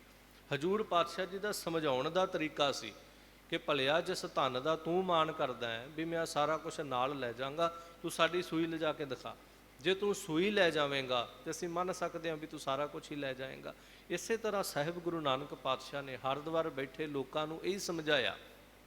ਸਾਹਿਬ ਜੀ ਲਹਿੰਦੇ ਵੱਲ ਪਾਣੀ ਸੁੱਟਦੇ ਪਏ ਨੇ, ਤੇ ਕੁਝ ਬਹੁਤੇ ਕਰਮਕਾਂਡੀ ਇੱਕਦਮ ਬਾਬੇ ਕੋਲ ਆਏ ਤੇ ਹੱਥ ਫੜ ਕੇ ਕਹਿੰਦੇ, ਉਹ ਭਲਿਆ ਤੂੰ ਕੀ ਕਰ ਰਿਹਾ? ਤੂੰ ਪਾਪ ਕਰਦਾ ਪਿਆ, ਤੈਨੂੰ ਪਤਾ ਨਹੀਂ? ਕੋਈ ਨਵਾਂ ਆਇਆ, ਕੋਈ ਪਰਦੇਸੀ ਜਾਪਦਾ। ਜੋ ਸ਼ਬਦ ਕਿਸੇ ਦੀ ਜ਼ੁਬਾਨ ਤੇ ਆਇਆ, ਉਹਨੇ ਬਾਬੇ ਨੂੰ ਟੋਕਦਿਆਂ ਹੋਇਆਂ, ਰੋਕਦਿਆਂ ਹੋਇਆ ਕਿਹਾ, ਤੈਨੂੰ ਪਤਾ ਨਹੀਂ ਸਾਰੇ ਲੋਕ ਚੜ੍ਹਦੇ ਨੂੰ ਪਾਣੀ ਸੁੱਟਦੇ ਪਏ ਨੇ ਤੇ ਤੂੰ ਲਹਿੰਦੇ ਨੂੰ ਪਾਣੀ ਸੁੱਟਣ ਲੱਗ ਪਿਆ, ਕਿਹਨੂੰ ਪਾਣੀ ਦੇ ਰਿਹਾ? ਥੋੜ੍ਹਾ ਜਿਹਾ ਕ੍ਰੋਧ ਵਿੱਚ ਜਦੋਂ ਬੋਲੇ ਤੇ ਬਾਬਾ ਬੜੇ ਪਿਆਰ ਨਾਲ ਸਮਝਾ ਕੇ ਕਹਿੰਦਾ, ਕਰਤਾਰਪੁਰ ਮੇਰੇ ਖੇਤ ਨੇ, ਮੈਂ ਉਹਨਾਂ ਨੂੰ ਪਾਣੀ ਦੇ ਰਿਹਾ। ਕਰਤਾਰਪੁਰ ਕਿੱਥੇ ਆ? ਤੇ ਸਾਹਿਬ ਪਾਤਸ਼ਾਹ ਕਹਿੰਦੇ ਵੀ ਇੰਨੇ ਕੁ ਮੀਲ ਇੱਥੋਂ ਹਰਿਦੁਆਰ ਤੋਂ ਹੈਗਾ। ਤੇ ਉਹ ਕਹਿੰਦੇ ਵੀ ਤੇਰਾ ਦਿਮਾਗ ਟਿਕਾਣੇ ਤੇ ਨਹੀਂ, ਵੀ ਐਡੀ ਦੂਰ ਕਰਤਾਰਪੁਰ, ਤੇ ਇੱਥੇ ਬੈਠਿਆਂ ਹੋਇਆਂ ਤੂੰ ਪਾਣੀ ਸੁੱਟਦਾ ਪਿਆ, ਪਹੁੰਚ ਜਾਏਗਾ ਕਿਤੇ ਕਰਤਾਰਪੁਰ? ਤੇ ਮਹਾਰਾਜ ਸਾਹਿਬ ਜੀ ਸਮਝਾਉਂਦੇ ਨੇ, ਆਨ ਸਗਲ ਬਿਦ ਕਾਮ ਨਾ ਆਵੇ, ਕਿ ਆ ਜਿਹੜੇ ਨਾਮ ਨੂੰ ਛੱਡ ਕੇ ਕਰਮਕਾਂਡ ਤੁਸੀਂ ਕਰਦੇ ਪਏ ਹੋ, ਵੀ ਅਸੀਂ ਇੱਥੋਂ ਪਾਣੀ ਸੁੱਟਾਂਗੇ ਸੂਰਜ ਤੱਕ ਪਹੁੰਚ ਜਾਏਗਾ, ਸਾਡੇ ਪਿੱਤਰਾਂ ਤੱਕ ਪਹੁੰਚ ਜਾਏਗਾ। ਸਾਹਿਬ ਕਹਿੰਦੇ ਸਾਰੇ ਕਰਮਕਾਂਡ ਨੇ। ਜੇ ਮੇਰਾ ਪਾਣੀ ਕਰਤਾਰਪੁਰ ਸਾਹਿਬ ਨਹੀਂ ਪਹੁੰਚ ਸਕਦਾ ਤੇ ਤੁਹਾਡਾ ਪਾਣੀ ਸੂਰਜ ਤੱਕ ਕਿਵੇਂ ਪਹੁੰਚ ਜਾਏਗਾ? ਮਹਾਰਾਜ ਦਾ ਸਮਝਾਉਣ ਦਾ ਤਰੀਕਾ ਜਿਹੜਾ ਸੀ ਉਹ ਬਿਲਕੁਲ ਹੀ ਵਿਲੱਖਣ ਸੀ ਦੁਨੀਆ ਦੇ ਨਾਲੋਂ। ਜੇ ਬਾਤ ਕਰੀਏ ਕਦੀ ਉਸੇ ਹਰਿਦੁਆਰ ਦੀ ਧਰਤੀ ਤੇ ਹਜੂਰ ਪਾਤਸ਼ਾਹ ਜੀ ਬੈਠੇ ਨੇ ਤੇ ਭਾਈ ਮਰਦਾਨਾ ਜੀ ਨੂੰ ਕਹਿੰਦੇ ਨੇ, ਮਰਦਾਨਿਆਂ ਪ੍ਰਸ਼ਾਦਾ ਤਿਆਰ ਕਰਨਾ ਜਾਂ ਅੱਗ ਲੈ ਕੇ ਆ। ਉਹ ਪੁੱਛਦਾ, ਬਾਬਾ ਅੱਗ ਕਿੱਥੋਂ ਲੈ ਕੇ ਆਵਾਂ, ਕਿਸੇ ਨੇ ਅੱਗ ਨਹੀਂ ਦੇਣੀ, ਅੱਜ ਸਮਾਂ ਹੀ ਇਸ ਤਰ੍ਹਾਂ ਦਾ, ਸਾਰਿਆਂ ਨੇ ਵਰਤ ਰੱਖਿਆ, ਗ੍ਰਹਿਣ ਲੱਗਾ ਹੋਇਆ। ਸਭ ਕਹਿੰਦੇ ਜਾਓ, ਸਾਹਮਣੇ ਇੱਕ ਸੰਨਿਆਸੀ ਬੈਠਾ, ਚੁੱਲ੍ਹਾ ਬਲਦਾ ਹੈ, ਉਹ ਧੂਣਾ ਤਪਾ ਕੇ ਬੈਠਾ ਹੈ, ਜਾਂ ਉਹਦੇ ਤੋਂ ਅੱਗ ਲੈ ਆ। ਤੇ ਭਾਈ ਮਰਦਾਨਾ ਜਦੋਂ ਅੱਗ ਲੈਣ ਗਿਆ ਨਾ, ਤੇ ਉਹ ਜਿਹੜਾ ਸੰਨਿਆਸੀ ਬੈਠਾ ਸੀ ਕਰਮਕਾਂਡੀ, ਉਹਨੇ ਪਹਿਲਾਂ ਚੰਗੀ ਤਰ੍ਹਾਂ ਜ਼ਮੀਨ ਦੇ ਉੱਤੇ ਗਾਂ ਦੇ ਗੋਬਰ ਦਾ ਪੋਚਾ ਫੇਰਿਆ, ਫਿਰ ਉਹਨੇ ਲਕੀਰ ਖਿੱਚੀ ਹੈ, ਇੱਕ ਇੱਕ ਭਾਂਡਾ ਜਿਹੜਾ ਉਹਨੇ ਚੰਗੀ ਤਰ੍ਹਾਂ ਮਿੱਟੀ ਦੇ ਨਾਲ ਮਾਂਜ ਧੋ ਕੇ ਚੰਗੀ ਤਰ੍ਹਾਂ ਸਾਫ਼ ਕਰਕੇ ਅੰਦਰ ਰੱਖਿਆ। ਫਿਰ ਇਸ਼ਨਾਨ ਕੀਤਾ ਹੋਇਆ, ਲਕੀਰ ਕੱਢੀ ਹੋਈ ਵੀ ਇਸ ਦੇ ਅੰਦਰ ਕੋਈ ਆ ਨਹੀਂ ਸਕਦਾ, ਨਾ ਇਹਦੇ ਅੰਦਰ ਕੋਈ ਜੂਠੀ ਚੀਜ਼ ਆ ਸਕਦੀ। ਚੁੱਲ੍ਹੇ ਤੱਕ ਨੂੰ ਸਾਰੀਆਂ ਚੀਜ਼ਾਂ ਨੂੰ ਉਹਨੇ ਚੰਗੀ ਤਰ੍ਹਾਂ ਸਾਫ਼ ਕਰਕੇ ਰੱਖਿਆ। ਤੇ ਭਾਈ ਮਰਦਾਨਾ ਜਦੋਂ ਨੇੜੇ ਗਿਆ ਤੇ ਜਾ ਕੇ ਸਿੱਧਾ ਉਹਨੂੰ ਸਿਰਹਾਣੇ ਖੜ ਕੇ ਕਹਿੰਦਾ ਵੀ ਮੈਨੂੰ ਅੱਗ ਚਾਹੀਦੀ। ਤੇ ਉਹਨੇ ਭਾਈ ਮਰਦਾਨੇ ਦੇ ਹਾਲਾਤ ਵੇਖੇ, ਜਦੋਂ ਤਾਂ ਨੂੰ ਉਹਦੇ ਵੱਲ ਵੇਖਿਆ, ਚਿਹਰੇ ਤੋਂ ਪਤਾ ਲੱਗ ਗਿਆ ਵੀ ਇਹ ਕੋਈ ਹਿੰਦੂ ਤੇ ਹੈ ਨਹੀਂ, ਇਹ ਕਰਮਕਾਂਡੀ ਨਹੀਂ, ਇਹਨੇ ਜਨੇਊ ਨਹੀਂ ਧਾਰਨ ਕੀਤਾ, ਇਹਨੇ ਇਸ਼ਨਾਨ ਨਹੀਂ ਕੀਤਾ, ਆਮ ਸੰਸਾਰੀ ਪੁਰਖ ਜਾਪਦਾ। ਉਹ ਕ੍ਰੋਧ ਵਿੱਚ ਆਇਆ ਤੇ ਕ੍ਰੋਧ ਵਿੱਚ ਆ ਕੇ ਉਹਨੇ ਬਲਦਾ ਹੋਇਆ ਚੋ ਜਿਹੜਾ ਸੀਗਾ ਭਾਈ ਮਰਦਾਨੇ ਨੂੰ ਪਹਿਲਾਂ ਇੱਕ ਵਾਰ ਕਿਹਾ ਵੀ ਤੂੰ ਪਾਸੇ ਹੋ ਜਾ। ਉਹ ਕਹਿੰਦਾ ਵੀ ਮੈਨੂੰ ਤਾਂ ਬਾਬੇ ਨੇ ਭੇਜਿਆ ਅੱਗ ਲੈਣ ਵਾਸਤੇ। ਵਾਰਤਾਲਾਪ ਹੋਈ, ਉਹ ਜਿਹੜਾ ਸੰਨਿਆਸੀ ਬੜੇ ਕ੍ਰੋਧ ਵਿੱਚ ਆਇਆ, ਉਹਨੇ ਅੱਗ ਦਾ ਚੋ ਚੁੱਕਿਆ, ਬਲਦੀ ਹੋਈ ਅੱਗ ਦੀ ਲੱਕੜ ਚੁੱਕੀ।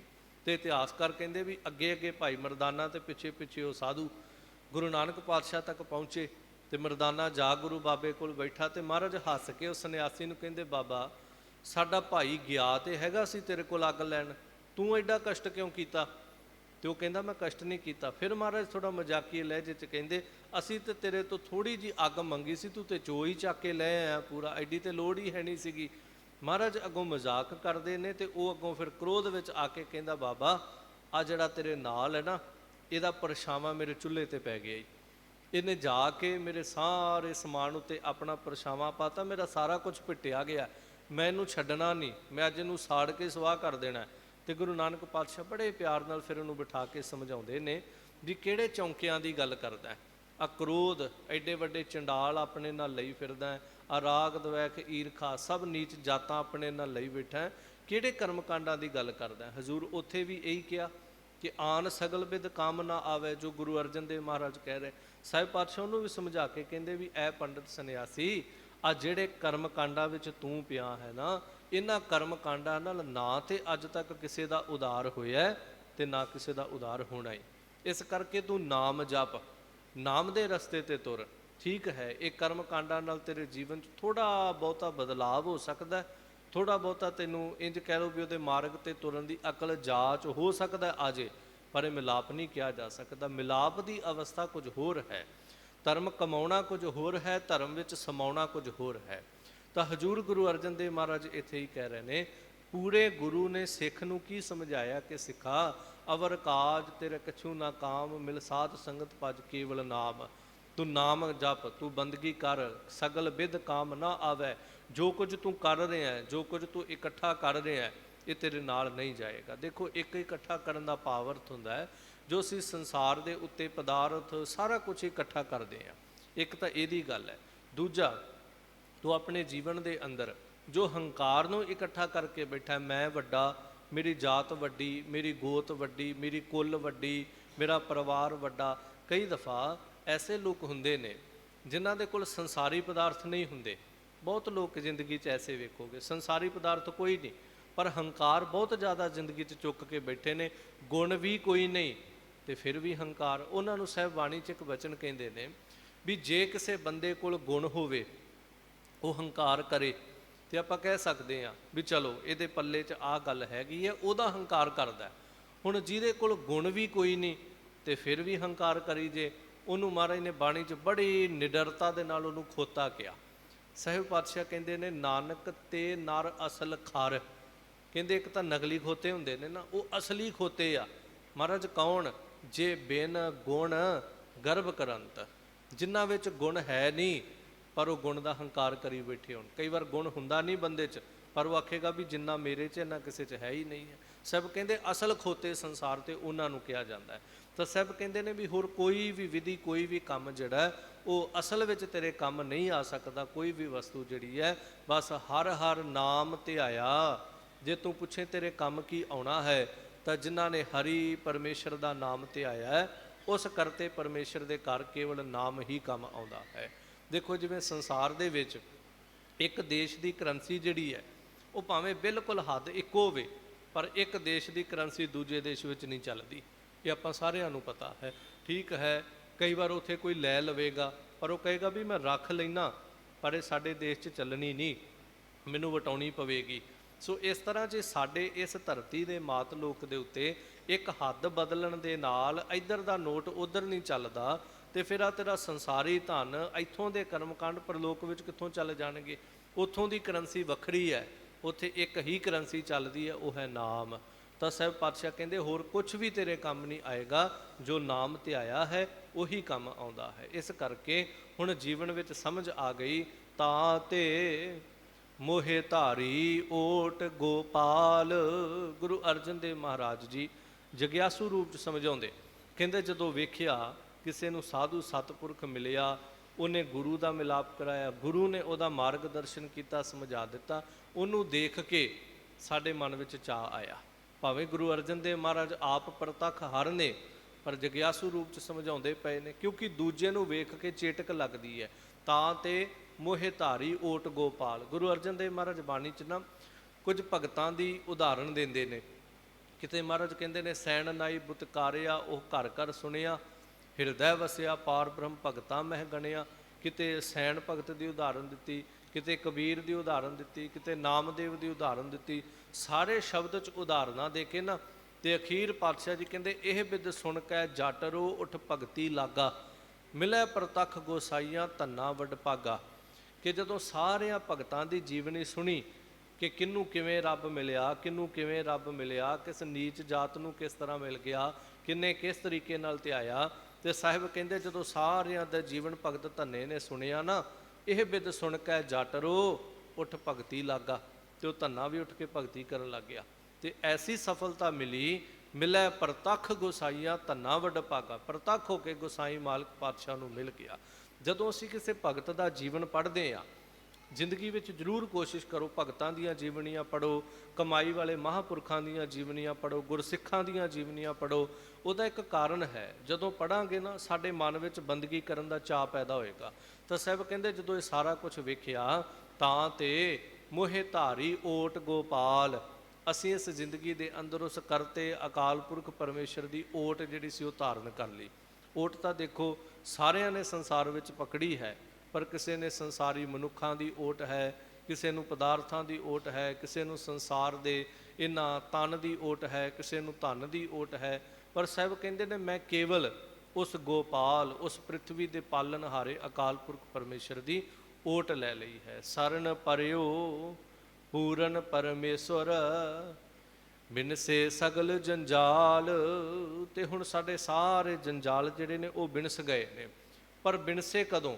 ਜਦੋਂ ਸਰਨ ਪਰਿਓ ਪੂਰਨ ਪਰਮੇਸ਼ਰ, ਜਦੋਂ ਪੂਰੇ ਗੁਰੂ ਦੀ ਸ਼ਰਨ ਗ੍ਰਹਿਣ ਕਰ ਲਈ। ਦੇਖੋ ਇੱਕ ਸ਼ਰਨ, ਜਦੋਂ ਅਸੀਂ ਮਾਲਕ ਦੀ ਸ਼ਰਨ ਵਿੱਚ ਆ ਕੇ ਹੁਣ ਬਹਿ ਗਏ ਆ, ਇੱਕ ਇਹ ਸ਼ਰਨ ਗ੍ਰਹਿਣ ਕਰਨੀ। ਇੱਕ ਅਸੀਂ ਜਿੱਥੇ ਮਰਜ਼ੀ ਦੁਨੀਆ 'ਚ ਬੈਠੇ ਹੋਈਏ, ਅਸੀਂ ਉੱਥੇ ਹੀ ਸ਼ਰਨ ਗ੍ਰਹਿਣ ਕਰ ਸਕਦੇ ਆ। ਜਿਵੇਂ ਇੱਕ ਇਤਿਹਾਸ ਦਾ ਪੰਨਾ ਆਪਾਂ ਪਲਟੀਏ ਤਾਂ ਪੂਨੇ ਸਤਾਰੇ ਦੀ ਜੇਲ੍ਹ ਵਿੱਚ ਬਾਲਾ ਰਾਓ ਤੇ ਰੁਸਤਮ ਰਾਓ ਦੋ ਕੈਦੀ ਨੇ, ਤੇ ਬੜੇ ਸਖਤ ਤਰ੍ਹਾਂ ਦੇ ਨਾਲ ਉਹਨਾਂ ਨੂੰ ਹੱਥਾਂ ਪੈਰਾਂ ਵਿੱਚ ਬੇੜੀਆਂ ਪਾ ਕੇ ਲੋਹੇ ਦੀਆਂ ਸਖਤ ਸਲਾਖਾਂ ਦੇ ਪਿੱਛੇ ਉਹਨਾਂ ਨੂੰ ਰੱਖਿਆ ਹੋਇਆ। ਹੁਣ ਮਨ ਦੇ ਵਿੱਚ ਵਾਰ-ਵਾਰ ਖਿਆਲ ਆਉਂਦਾ ਵੀ ਬਾਹਰ ਨਿਕਲੀਏ, ਪਰ ਨਿਕਲੀਏ ਕਿਸ ਤਰ੍ਹਾਂ? ਨਾ ਕੋਈ ਸਾਡੀ ਸੁਣਵਾਈ ਕਰਨ ਵਾਲਾ, ਨਾ ਕੋਈ ਸਾਡੀ ਗਵਾਹੀ ਦੇਣ ਵਾਲਾ, ਨਾ ਕੋਈ ਇਸ ਤਰ੍ਹਾਂ ਦਾ ਜਿਵੇਂ ਆਪਾਂ ਕਹਿੰਦੇ ਹੁੰਦੇ ਜ਼ਮਾਨਤ ਦੇ ਲੈਣੀ, ਨਾ ਕੋਈ ਸਾਡੀ ਜ਼ਮਾਨਤ ਕਰਵਾਉਣ ਵਾਲਾ। ਨਿਕਲੀਏ ਤੇ ਨਿਕਲੀਏ ਕਿਵੇਂ? ਪਹਿਰੇ ਦੇ ਬਾਹਰ ਐਸਾ ਇੱਕ ਗੁਰੂ ਕਾ ਸਿੱਖ ਜਿਹੜਾ ਪਹਿਰਾ ਕਰਦਾ ਪਿਆ, ਕਿਉਂਕਿ ਪੁਰਾਣੇ ਸਮਿਆਂ ਅੰਦਰ ਵੀ ਅੱਜ ਦੇ ਸਮੇਂ ਅੰਦਰ ਵੀ ਸਰਕਾਰਾਂ ਦੇ ਵਿੱਚ ਭਾਵੇਂ ਉਹ ਮੁਗਲਾਂ ਦਾ ਰਾਜ ਸੀ, ਪਠਾਨਾਂ ਦਾ ਰਾਜ ਸੀ, ਜਿਹਦਾ ਮਰਜ਼ੀ ਸੀ, ਸਿੱਖ ਸਮੇਂ-ਸਮੇਂ 'ਤੇ ਸਰਕਾਰਾਂ ਦੇ ਵਿੱਚ ਨੌਕਰੀ ਕਰਦੇ ਰਹੇ। ਹੁਣ ਉੱਥੇ ਜਿਹੜਾ ਬੈਠਾ ਸਿੱਖ ਹੈ ਪਹਿਰਾ ਦੇ ਰਿਹਾ, ਉਹ ਹੱਥ ਵਿੱਚ ਬਰਛਾ ਫੜ ਕੇ ਜੇਲ੍ਹ ਦੇ ਬਾਹਰ ਪਹਿਰਾ ਦੇ ਰਿਹਾ, ਤੇ ਨਾਲੇ ਤਾਂ ਨੌਕਰੀ ਕਰਦਾ ਤੇ ਨੌਕਰੀ ਕਰਦਿਆਂ ਨਾਲ ਨਾਲ ਬਾਣੀ ਪੜ੍ਹਦਾ। ਦੇਖੋ ਨੌਕਰੀ ਤੇ ਸਾਰੇ ਹੀ ਕਰਦੇ ਨੇ, ਪਰ ਕੋਈ ਵਿਰਲਾ ਹੁੰਦਾ ਜਿਹੜਾ ਕੰਮ ਕਰਦਿਆਂ ਵੀ ਬਾਣੀ ਪੜ੍ਹਦਾ, ਨੌਕਰੀ ਕਰਦਿਆਂ ਵੀ ਬਾਣੀ ਪੜ੍ਹਦਾ। ਹੁਣ ਸਿੱਖ ਬਾਣੀ ਪੜ੍ਹੀ ਜਾ ਰਿਹਾ ਬਾਹਰ, ਤੇ ਸੁਖਮਣੀ ਸਾਹਿਬ ਦਾ ਪਾਠ ਕੰਠ ਕਰਕੇ ਕਰਦਾ ਹੈ, ਤੇ ਬਾਣੀ ਪੜ੍ਹਦਿਆਂ ਇੱਕ ਦਿਨ ਤੁਕ ਪੜ੍ਹ ਰਿਹਾ ਬੜੇ ਪਿਆਰ ਵਿੱਚ, ਸਤਿਗੁਰ ਸਿੱਖ ਕੇ ਬੰਧਨ ਕਾਟੈ, ਗੁਰ ਕਾ ਸਿੱਖ ਬੇਕਾਰ ਤੇ ਹਟੈ। ਐਸੀ ਮਸਤੀ ਚੜੀ ਵਾਰ-ਵਾਰ ਪੜ੍ਹੀ ਜਾਏ, ਸਤਿਗੁਰ ਸਿੱਖ ਕੇ ਬੰਧਨ ਕਾਟੈ, ਗੁਰ ਕਾ ਸਿੱਖ ਬੇਕਾਰ ਤੇ ਹਟੈ। ਤੇ ਉਹ ਮਨ ਦੇ ਵਿੱਚ ਸੋਚਦੇ ਨੇ ਵੀ ਸਿੱਖ ਬਾਣੀ ਪੜ੍ਹ ਰਿਹਾ, ਬਹੁਤਾ ਇਹਨਾਂ ਨੂੰ ਹਾਲੇ ਬਾਣੀ ਦੀ ਸਮਝ ਨਹੀਂ ਸੀ। ਪੁੱਛਦੇ ਨੇ ਗੁਰਮੁਖਾ ਗੁਰਸਿੱਖਾ ਇਹ ਕੀ ਹੈ? ਉਹ ਕਹਿੰਦਾ ਵੀ ਇਹ ਗੁਰੂ ਕੀ ਬਾਣੀ ਹੈ।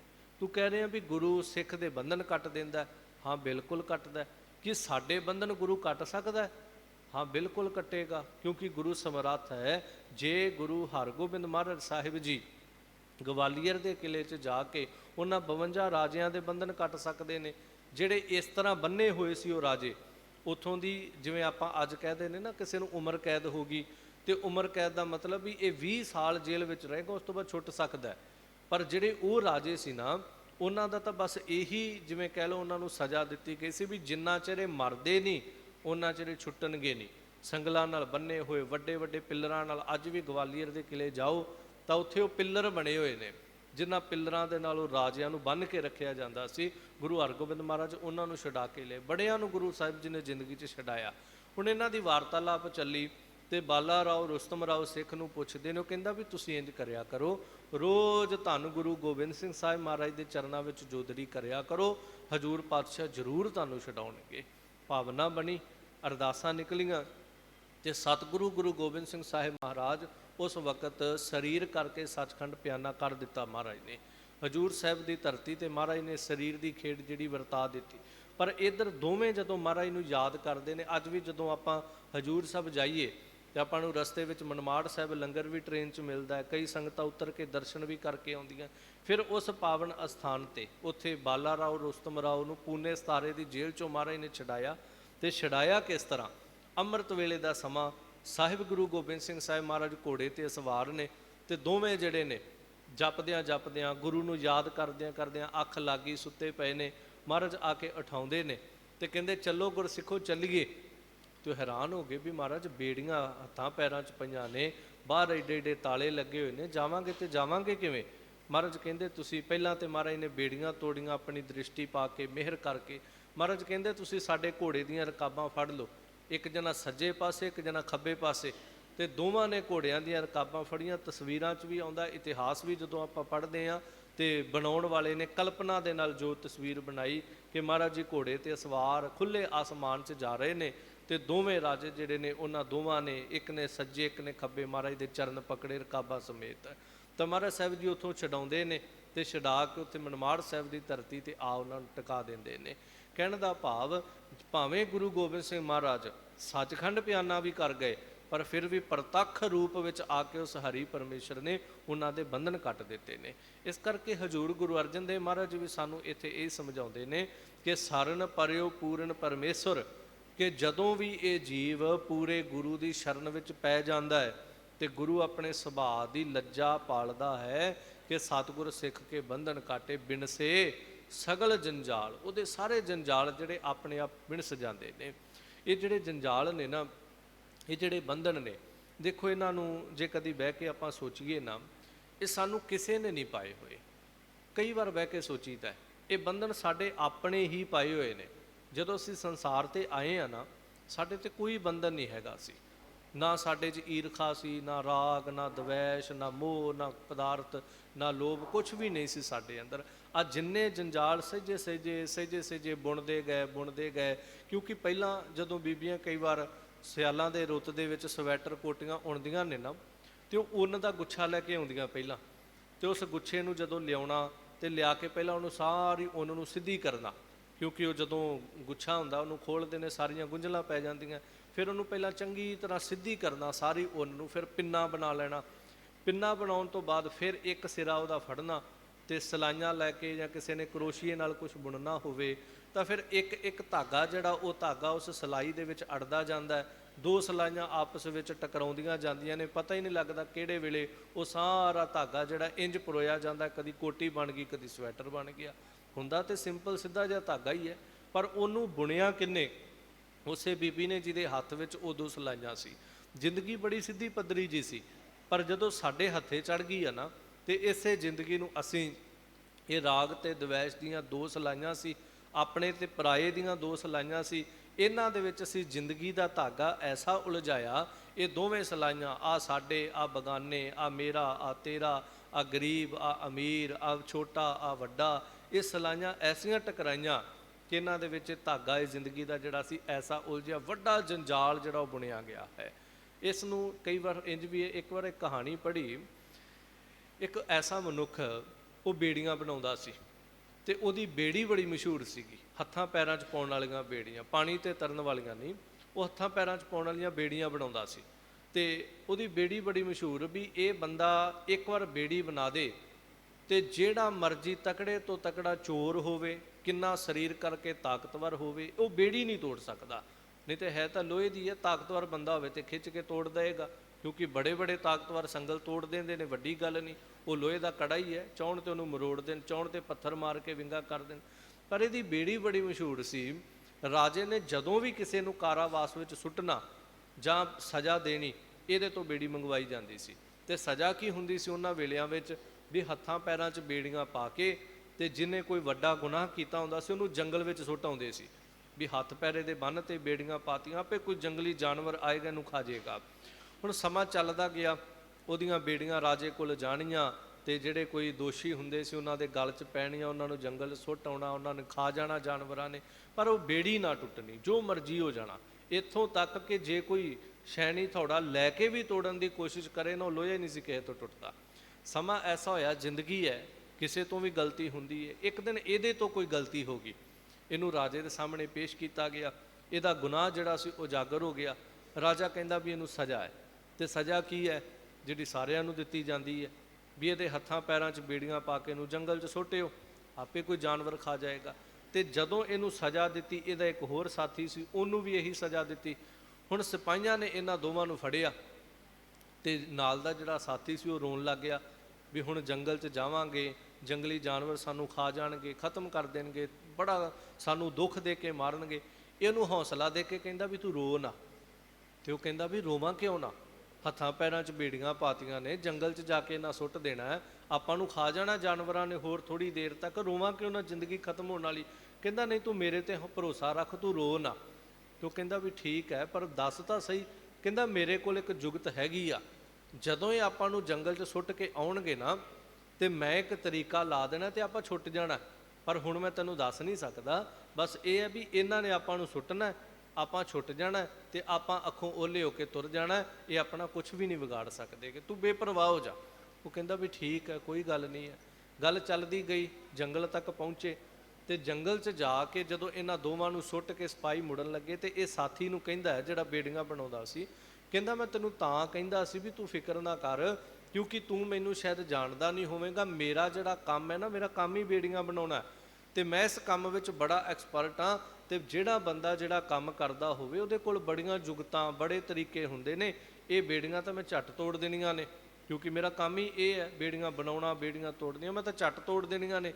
ਤੇ ਉਹਨੂੰ ਹੌਸਲਾ ਹੋ ਗਿਆ ਵੀ ਬਸ ਹੁਣ ਨਹੀਂ ਮਰਦੇ। ਫਿਰ ਸਿਪਾਹੀਆਂ ਨੇ ਅਗਾਂਹ ਕਰਕੇ ਸੁੱਟਿਆ, ਸਿਪਾਹੀ ਵਾਪਸ ਹੋਏ, ਤੇ ਉਹ ਸਾਥੀ ਕਹਿੰਦਾ ਵੀ ਚੱਲ ਭਰਾਵਾ, ਬੇੜੀਆਂ ਤੋੜ ਤੇ ਆਪਾਂ ਨਿਕਲ ਗਏ ਦਵਾ ਦਵ, ਇੰਨੀ ਦੇਰ ਨੂੰ ਕੋਈ ਜੰਗਲੀ ਜਾਨਵਰ ਆਵੇ ਆਪਣੇ ਕੋਲ, ਆਪਾਂ ਤੁਰ ਗਏ। ਤੇ ਕਹਿੰਦਾ ਵੀ ਤੂੰ ਫਿਕਰ ਨਾ ਕਰ, ਮੈਂ ਹੁਣੇ, ਬਸ ਤੂੰ ਬੇੜੀਆਂ ਫੜਾ ਆਪਣੀਆਂ, ਮੈਂ ਹੁਣੇ ਤੋੜਦਾ। ਹੁਣ ਉਹ ਤੋੜਨ ਵਾਸਤੇ ਜਦੋਂ ਨੇ ਘੁਮਾ ਫਰਾ ਕੇ ਉਹ ਸਾਰੇ ਸੰਗਲ ਨੂੰ ਵੇਖਿਆ, ਇਹ ਜ਼ਾਰ ਨਾਲ ਰੋਣ ਲੱਗ ਪਿਆ, ਉੱਚੀ ਉੱਚੀ ਰੋਣ ਲੱਗ ਪਿਆ। ਉਹ ਸਾਥੀ ਪੁੱਛਦਾ ਹੈ ਵੀ ਹੁਣ ਹੋਇਆ ਕੀ ਤੇਰੇ ਕੋਲ ਕੋਈ ਹਥਿਆਰ ਨਹੀਂ ਹੈਗਾ ਇਹਨੂੰ ਤੋੜਨ ਵਾਸਤੇ, ਜਾਂ ਤਰੀਕਾ ਨਹੀਂ ਹੈਗਾ? ਤੂੰ ਤੇ ਬੜੇ ਉੱਚੇ ਕੌਨਫੀਡੈਂਸ ਨਾਲ, ਜਿਵੇਂ ਆਪਾਂ ਕਹਿ ਦਈਏ ਬੜੇ ਤਜਰਬੇ ਦੀ ਗੱਲ ਕਰਦਾ ਸੀ ਵੀ ਬੇੜੀਆਂ ਤੇ ਮੈਂ ਆਪ ਬਣਾਉਣਾ, ਮੈਂ ਤਾਂ ਝੱਟ ਤੋੜ ਦੇਣੀ ਹੈ, ਤੇ ਤੂੰ ਹੁਣ ਆਪ ਹੀ ਰੋਣ ਲੱਗ ਪਿਆ। ਤੇ ਅੱਗੋਂ ਜਵਾਬ ਦੇ ਕੇ ਕਹਿੰਦਾ ਵੀ ਮੈਂ ਬੇੜੀਆਂ ਤੋੜ ਲੈਣਾ, ਕੋਈ ਝੂਠ ਨਹੀਂ ਕਿਹਾ ਮੈਂ ਤੈਨੂੰ, ਪਰ ਰੋਣਾ ਮੈਂ ਇਸ ਕਰਕੇ ਆ ਵੀ ਆਹ ਜਿਹੜੀ ਬੇੜੀ ਤੇਰੇ ਤੇ ਮੇਰੇ ਗਲ 'ਚ ਪਾਈ ਆ, ਇਹ ਮੇਰੀ ਬਣਾਈ ਹੋਈ ਆ। ਤੇ ਉਹ ਕਹਿੰਦਾ ਵੀ ਫਿਰ ਤੋੜ। ਕਹਿੰਦਾ ਵੀ ਸਭ ਤੋਂ ਵੱਡੀ ਗੱਲ ਹੈ, ਸ਼ਾਇਦ ਕਦੀ ਤੂੰ ਸੁਣਿਆ ਨਹੀਂ ਹੋਏਗਾ, ਮੇਰੀ ਬਣਾਈ ਬੇੜੀ ਇਸ ਤਰ੍ਹਾਂ ਦੀ ਹੈ ਕਿ ਉਹਨੂੰ ਮੈਂ ਵੀ ਨਹੀਂ ਅੱਜ ਤੱਕ ਤੋੜ ਸਕਦਾ।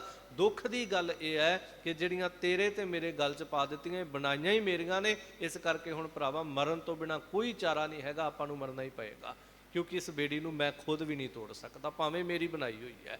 बस वो कहानीकार बड़ा सोहना सारांश कढ़ के लिखदा है, कहंदा भी मनुख दे जीवन विच भी जिहड़ियां बेड़ियां ने ना, ये किसी ने नहीं पाईआं, इन्हें आप ही सहेड़ियां होईआं ने, आप ही पाईआं होईआं ने। ते जे हुण आप चाहे कि मैं इन्हां नूं कट देवां, नहीं कट सकदा।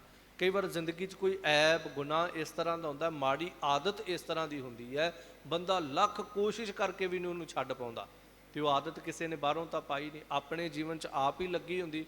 कोई माड़ा ऐब लग जाना, कोई नशा लग जाना, कोई माड़ी आदत फरेब लग जाना जिंदगी च, बड़ा चाहुंदा है मनुख कि इनू छड्ड दईए, इस दलदल चों निकल आइए, पर नहीं निकलिया जा रहा है। अपनियां बेड़ियां आप कटनियां बड़ियां औखियां हो जांदियां।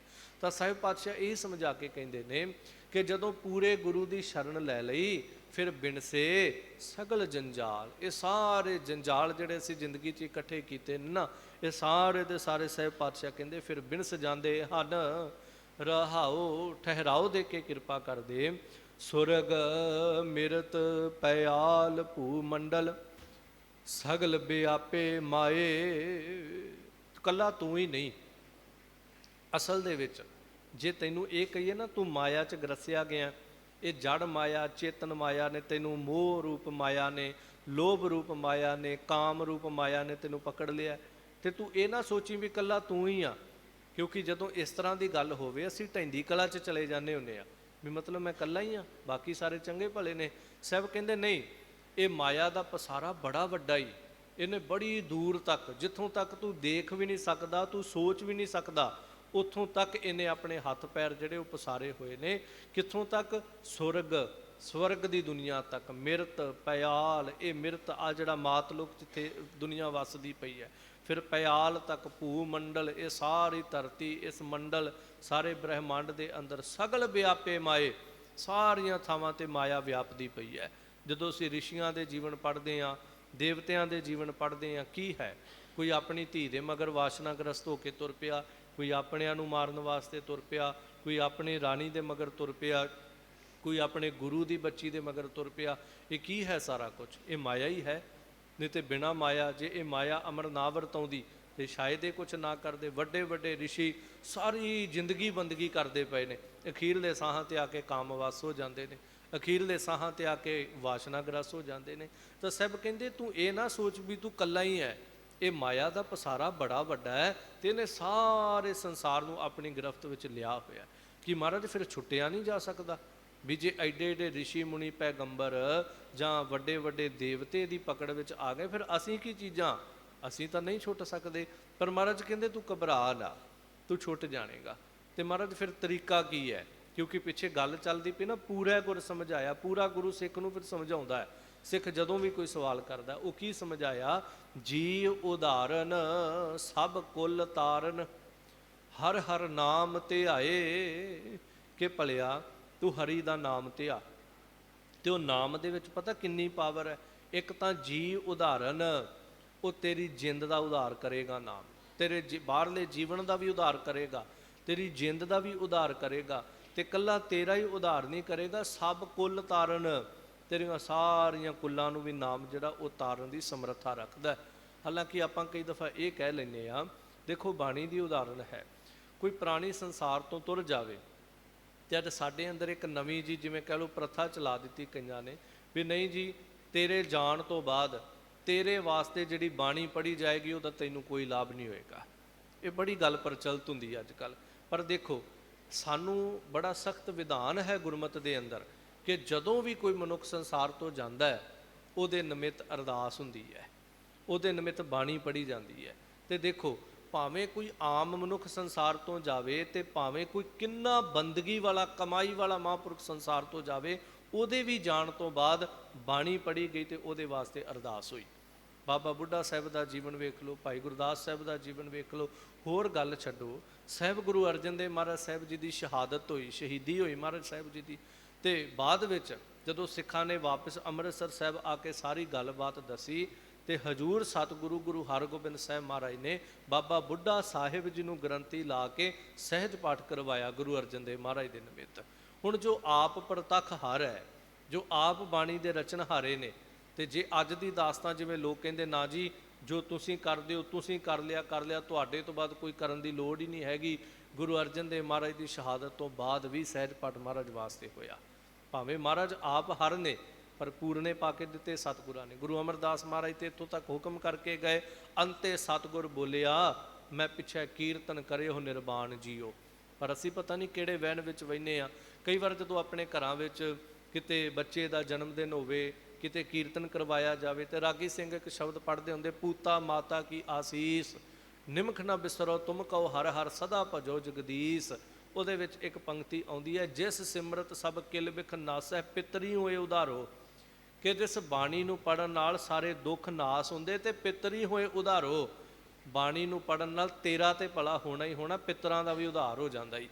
ਪਰ ਪਤਾ ਨਹੀਂ ਕਿਉਂ ਲੋਕ ਇਹ ਗੱਲ ਕਰਦੇ ਵੀ ਨਹੀਂ ਜੀ, ਜੋ ਤੁਸੀਂ ਪੜ੍ਹ ਲਈ, ਤੁਹਾਡੇ ਤੋਂ ਬਾਅਦ ਜਿਹੜੀ ਬਾਣੀ ਪੜ੍ਹੀ ਜਾਣੀ, ਤੁਹਾਡੇ ਨਿਮਿਤ ਜਿਹੜੀ ਬਾਣੀ ਪੜ੍ਹੀ ਜਾਣੀ, ਉਹਦਾ ਤੁਹਾਨੂੰ ਕੋਈ ਫਾਇਦਾ ਨਹੀਂ ਹੋਣਾ।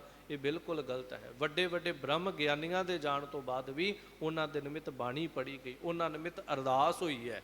ਹਾਲਾਂਕਿ ਉਹ ਜੀਵਨ ਮੁਕਤ ਅਵਸਥਾ ਦੇ ਮਾਲਕ ਸੀ, ਫਿਰ ਵੀ ਉਹਨਾਂ ਵਾਸਤੇ ਅਰਦਾਸ ਹੋਈ ਹੈ। ਸੋ ਖੈਰ ਇੱਕ ਵੱਖਰਾ ਵਿਸ਼ਾ ਹੈ। ਸਹਿਬ ਪਾਤਸ਼ਾਹ ਕਹਿੰਦੇ ਨੇ ਸਭ ਕੁੱਲ ਤਾਰਨ, ਉਹ ਪਰਮੇਸ਼ਰ ਸਾਰੀਆਂ ਕੁੱਲਾਂ ਨੂੰ ਤਾਰਨ ਦੇ ਸਮਰੱਥ ਹੈ। ਹਰ ਹਰ ਨਾਮ ਧਿਆਏ, ਪਰ ਕਿੰਨਾ ਦੀਆਂ? ਜਿਹੜੇ ਉਸ ਹਰੀ ਪਰਮੇਸ਼ਰ ਦਾ ਨਾਮ ਧਿਆਉਂਦੇ ਨੇ। ਜਦੋਂ ਅਸੀਂ ਜਪਜੀ ਸਾਹਿਬ ਦੀ ਸੰਪੂਰਨਤਾ ਕਰਦੇ ਤੇ ਬਚਨ ਪੜ੍ਹਦੇ ਹਾਂ, ਜਿਨੀ ਨਾਮ ਧਿਆਇਆ ਗਏ ਮਸਕਤ ਕਾਲ, ਨਾਨਕ ਤੇ ਮੁਖ ਉਜਲੇ ਕੇਤੀ ਛੁੱਟੀ ਨਾਲ। ਉਹਨਾਂ ਦੇ ਆਪਣੇ ਵੀ ਮੁਖ ਉਜਲੇ ਤੇ ਕੇਤੀ ਛੁੱਟੀ ਨਾਲ। ਉਹ ਪਤਾ ਨਹੀਂ ਕਿੰਨੀ ਲੋਕਾਈ ਜਿਹੜੀ ਆਪਣੇ ਨਾਲ ਛੁਡਾ ਕੇ ਲੈ ਗਏ। ਗੁਰੂ ਅਰਜਨ ਦੇਵ ਮਹਾਰਾਜ ਕਹਿੰਦੇ, ਧੰਨ ਧੰਨ ਧੰਨ ਜਨ ਆਇਆ, ਜਿਸ ਪ੍ਰਸਾਦ ਸਭ ਜਗਤ ਤਰਾਇਆ, ਜਨ ਆਵਨ ਕਾ ਇਹ ਸੁਆਓ, ਜਨ ਕੈ ਸੰਗ ਚਿਤ ਆਵੈ ਨਾਓ। ਅੱਗੇ ਕਹਿੰਦੇ ਆਪ ਮੁਕਤ, ਮੁਕਤ ਕਰੈ ਸੰਸਾਰ, ਕਿ ਉਹ ਆਪ ਵੀ ਮੁਕਤ ਹੈ ਤੇ ਸੰਸਾਰ ਨੂੰ ਵੀ ਮੁਕਤ ਕਰ ਜਾਂਦਾ ਹੈ। ਭਾਵ ਜਿਹੜਾ ਆਪ ਛੁੱਟ ਗਿਆ ਉਹ ਦੂਜਿਆਂ ਨੂੰ ਛਡਾ ਸਕਦਾ ਹੈ, ਤੇ ਜਿਹੜਾ ਆਪ ਹੀ ਨਹੀਂ ਛੁੱਟਿਆ ਉਹ ਦੂਜਿਆਂ ਨੂੰ ਕਿਵੇਂ ਛਡਾ ਦੇਵੇਗਾ? ਦੋ ਬੰਦਿਆਂ ਦੇ ਹੱਥ ਪੈਰ ਤੁਸੀਂ ਬੰਨ੍ਹ ਦਿਓ ਚੰਗੀ ਤਰ੍ਹਾਂ, ਤੇ ਉਹਨਾਂ ਨੂੰ ਕਹੋ ਵੀ ਇੱਕ ਦੂਜੇ ਨੂੰ ਖੋਲੋ, ਨਹੀਂ ਖੋਲ ਸਕਦੇ। ਜੇ ਉਹਨਾਂ ਦੋਹਾਂ ਦੇ ਵਿੱਚੋਂ ਇੱਕ ਬੰਦੇ ਦੇ ਹੱਥ ਖੁੱਲ੍ਹੇ ਹੋਣ ਤੇ ਉਹ ਦੂਜੇ ਦੇ ਹੱਥ ਖੋਲ ਦੇਵੇਗਾ, ਉਹ ਦੂਜੇ ਦੇ ਪੈਰ ਵੀ ਖੋਲ ਦੇਵੇਗਾ, ਉਹਦੇ ਸਾਰੇ ਰੱਸੇ ਦੀਆਂ ਗੰਢਾਂ ਖੋਲ ਦੇਵੇਗਾ। ਤੇ ਜੇ ਦੋਵਾਂ ਦੇ ਹੱਥ ਚੰਗੀ ਤਰ੍ਹਾਂ ਰੱਸੀਆਂ ਨਾਲ ਬੰਨੇ ਹੋਣ, ਸਾਰੀ ਜ਼ਿੰਦਗੀ ਇੱਕ ਦੂਜੇ ਦੇ ਬਿਲਕੁਲ ਕੋਲ ਸੁੱਟ ਦਿਓ ਭਾਵੇਂ ਉਹਨਾਂ ਨੂੰ, ਉਹ ਨਹੀਂ ਖੋਲ ਸਕਦੇ। ਇਸ ਕਰਕੇ ਇੱਕ ਦਾ ਖੁੱਲ੍ਹਿਆ ਹੋਣਾ ਜ਼ਰੂਰੀ ਹੈ।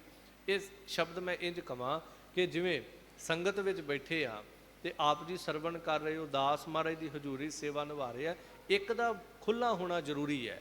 ਭਾਵ ਇੱਕ ਦੀ ਇਕਾਗਰਤਾ ਜ਼ਰੂਰੀ ਹੈ। ਜੇ ਕਹਿਣ ਵਾਲਾ ਜਿਹੜਾ ਉਹ ਜੇ ਮਾਇਆ ਦੇ ਜੰਜਾਲਾਂ 'ਚੋਂ ਖੁੱਲ੍ਹਾ, ਸ਼ਬਦ ਦੀ ਕਮਾਈ ਵਾਲਾ, ਤੇ ਉਹਦਾ ਸ਼ਬਦ, ਉਹਦਾ ਬੋਲਿਆ ਹੋਇਆ ਸੁਣਨ ਵਾਲੇ ਦੇ ਉੱਤੇ ਅਸਰ ਕਰੇਗਾ, ਉਹ ਬੰਧਨਾਂ ਤੋਂ ਟੁੱਟ ਜਾਏਗਾ। ਤੇ ਕਈ ਵਾਰ ਕੀ ਹੁੰਦਾ, ਜਿਹੜਾ ਸਰੋਤਾ ਹੁੰਦਾ ਉਹਦਾ ਔਰਾ ਇਸ ਤਰ੍ਹਾਂ ਦਾ ਹੁੰਦਾ ਹੈ, ਉਹਦੀ ਬਿਰਤੀ ਇਸ ਤਰ੍ਹਾਂ ਦੀ ਹੁੰਦੀ, ਉਹਦੀ ਇਕਾਗਰਤਾ ਇਸ ਤਰ੍ਹਾਂ ਦੀ ਹੁੰਦੀ ਕਿ ਵਕਤ ਦਾ ਆਪਣੇ ਆਪ ਮਨ ਟਿਕਾ ਕੇ ਰੱਖ ਦਿੰਦੀ ਹੈ। ਭਾਵ ਦੋਵਾਂ 'ਚੋਂ ਇੱਕ ਟਿਕਿਆ ਹੋਵੇ ਨਾ, ਉਹ ਦੂਜੇ ਨੂੰ ਟਿਕਾ ਸਕਦਾ ਹੈ। ਤਾਂ ਸਾਹਿਬ ਪਾਤਸ਼ਾਹ ਇਹ ਕਹਿੰਦੇ ਨੇ, ਜਿਨ੍ਹਾਂ ਨੇ ਹਰੀ ਪਰਮੇਸ਼ਰ ਦਾ ਨਾਮ ਧਿਆਇਆ ਹੈ ਉਹ ਆਪ ਵੀ ਤਰ ਗਏ, ਉਹਨਾਂ ਦੀ ਕੁੱਲ ਵੀ ਤਰ ਗਈ, ਤੇ ਨਾਮ ਜਿਹੜਾ ਜੀ ਉਦਾਹਰਨ ਇਸ ਜੀਵਨ ਦਾ ਉਦਾਰ ਕਰਨ ਦੀ ਸਮਰੱਥਾ ਰੱਖਦਾ ਹੈ। ਨਾਨਕ ਨਾਮ ਨਿਰੰਜਨ ਗਾਈਐ, ਪਾਈਐ ਸਰਬ ਨਿਧਾਨਾ। ਅਖੀਰ ਪਾਤਸ਼ਾਹ ਜੀ ਸਮਝਾਉਂਦੇ ਨੇ, ਤਾਂ ਤੇ ਮੋਹਿ ਧਾਰੀ ਓਟ ਗੋਪਾਲ। ਮੈਂ ਕਿਉਂ ਉਸ ਮਾਲਕ ਦੀ ਓਟ ਲਈ?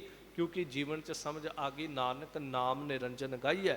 ਉਹ ਕਾਲਖ ਰਹਿਤ, ਉਹ ਦਾਗ ਰਹਿਤ, ਉਹ ਵਾਸ਼ਨਾ ਰਹਿਤ ਪਰਮੇਸ਼ਰ ਦਾ ਜਿਹੜਾ ਨਾਮ ਹੈ, ਉਹਨੂੰ ਜਦੋਂ ਗਾਈਐ, ਜ਼ਿੰਦਗੀ ਰੋਮ ਰੋਮ ਕਰਕੇ ਜਦੋਂ ਉਹਨੂੰ ਧਿਆਵੇਗੀ, ਪਾਈਐ ਸਰਬ ਨਿਧਾਨਾ। ਤਾਂ ਸਾਰਾ ਖਜ਼ਾਨਾ ਜਿਹੜਾ ਨਾਮ ਰੂਪੀ ਖਜ਼ਾਨਾ, ਇਹ ਪਦਾਰਥਾਂ ਰੂਪੀ ਖਜ਼ਾਨਾ, ਜਿਸ ਪਦਾਰਥਾਂ ਦੀ ਪਕੜ ਵਾਸਤੇ ਅਸੀਂ ਜ਼ਿੰਦਗੀ 'ਚ ਦੌੜ ਭੱਜ ਕਰਦੇ ਹਾਂ, ਚਲੋ ਮਿਹਨਤ ਕਰਨੀ, ਮਸ਼ੱਕਤ ਕਰਨੀ ਸਿੱਖ ਦਾ ਮੁੱਢਲਾ ਫਰਜ਼ ਹੈ। ਪਰ ਦੂਜੇ ਪਾਸੇ ਸਾਹਿਬ ਬਾਣੀ 'ਚ ਇਹ ਵੀ ਕਹਿੰਦੇ, ਤੂੰ ਚਿੰਤਾ ਨਾ ਕਰ ਬਹੁਤੀ। ਅਸਲ ਵਿੱਚ ਜਿਹੜੇ ਉਹਦਾ ਨਾਮ ਜਪਦੇ ਨੇ, ਤੁਸੀਂ ਜ਼ਿੰਦਗੀ 'ਚ ਬੜਾ ਵੇਖਿਆ ਹੋਏਗਾ, ਬੰਦਗੀ ਕਰਨ ਵਾਲੇ ਆਰਾਮ ਨਾਲ ਆਪਣੇ ਕੋਠੜੀ 'ਚ ਬੈਠੇ ਬੰਦਗੀ ਕਰ ਰਹੇ ਨੇ, ਆਸ਼ਰਮ 'ਚ ਬੈਠੇ ਬੰਦਗੀ ਕਰ ਰਹੇ ਨੇ। ਦੁਨੀਆ ਭਰ ਦੇ ਪਦਾਰਥ ਜਿਹੜੇ ਉਹਨਾਂ ਦੇ ਮੰਜਿਆਂ 'ਤੇ ਢੇਰ ਲੱਗੇ ਪਏ ਹੁੰਦੇ, ਨਾ ਉਹ ਕਮਾਉਣ ਜਾਂਦੇ ਨੇ, ਨਾ ਕਿਸੇ ਤੋਂ ਮੰਗਣ ਜਾਂਦੇ ਨੇ, ਨਾ ਲੈਣ ਜਾਂਦੇ ਨੇ। ਦੁਨੀਆ ਭਰ ਦੇ ਪਦਾਰਥ ਉਹਨਾਂ ਦੇ ਚਰਨਾਂ ਵਿੱਚ ਆ ਕੇ ਪਏ ਹੁੰਦੇ ਨੇ। ਇਹਨੂੰ ਹਜ਼ੂਰ ਬਾਣੀ ਅੰਦਰ ਕਹਿੰਦੇ ਨੇ, ਜੋ ਜਨ ਤੁਮਰੀ ਭਗਤ ਕਰਨ ਤੇ ਤਿਨ ਕੇ ਕਾਜ ਸਵਾਰਤਾ। ਕਿ ਜਿਹੜੇ ਤੇਰੀ ਬੰਦਗੀ ਕਰਨ ਲੱਗ ਪਏ, ਫਿਰ ਉਹਨਾਂ ਦੀ ਚਿੰਤਾ ਤੈਨੂੰ ਹੋ ਜਾਂਦੀ ਹੈ। ਜਿਵੇਂ ਮਾਂ ਦੀ ਗੋਦ ਵਿੱਚ ਬੱਚਾ ਪਿਆ ਹੈ, ਉਹਨੂੰ ਕੋਈ ਚਿੰਤਾ ਨਹੀਂ ਹੈਗੀ ਕਿ ਕਮਾ ਕੇ ਕਿੱਥੋਂ ਆਉਣਾ ਹੈ। ਬਸ ਉਹਨੂੰ ਇਹ ਹੈ ਕਿ ਮੈਂ ਮਾਂ ਦੀ ਗੋਦ 'ਚ ਪਿਆ, ਆਪੇ ਮਾਂ ਦੁੱਧ ਪਿਆਏਗੀ, ਆਪੇ ਰੋਟੀ ਖਵਾਏਗੀ, ਇਹ ਇਹਦੀ ਚਿੰਤਾ ਹੈ। ਜਿਵੇਂ ਆਪਾਂ ਘਰ ਦੇ ਵਿੱਚ ਕੋਈ ਜਾਨਵਰ ਰੱਖਿਆ ਹੋਵੇ, ਕਦੀ ਵੇਖਿਆ ਜਾਨਵਰ ਨੂੰ ਚਿੰਤਾ ਹੋਈ ਹੋਵੇ ਵੀ ਮੇਰਾ ਮਾਲਕ ਮੇਰੇ ਲਈ ਕਿੱਥੋਂ ਲੈ ਕੇ ਆਏਗਾ।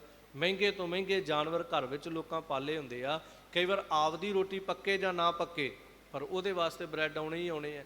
ਉਹਨੂੰ ਕੋਈ ਚਿੰਤਾ ਨਹੀਂ ਹੈਗੀ, ਉਹਨੂੰ ਪਤਾ ਹੈ ਮੈਂ ਜਿਹਦੇ ਦਰਵਾਜ਼ੇ ਤੇ ਵੱਜ ਗਿਆ, ਮੈਂ ਜਿਹਦੇ ਘਰ ਵਿੱਚ ਆ ਗਿਆ, ਹੁਣ ਇਹਨੂੰ ਚਿੰਤਾ ਵੀ ਇਹਨੇ ਮੇਰੇ ਵਾਸਤੇ ਕਿੱਥੋਂ ਲੈ ਕੇ ਆਉਣਾ, ਮੈਂ ਤਾਂ ਬਸ ਕੌਲੇ ਕੋਲ ਜਾਣਾ ਤੇ ਖਾ ਕੇ ਆਰਾਮ ਨਾਲ ਬਹਿ ਜਾਣਾ ਹੈ, ਮੈਨੂੰ ਕੋਈ ਚਿੰਤਾ ਨਹੀਂ ਹੈਗੀ। ਇਹ ਸਾਰੀ ਚਿੰਤਾ ਹੁਣ ਮਾਲਕ ਦੀ ਹੈ। ਕਿਉਂ?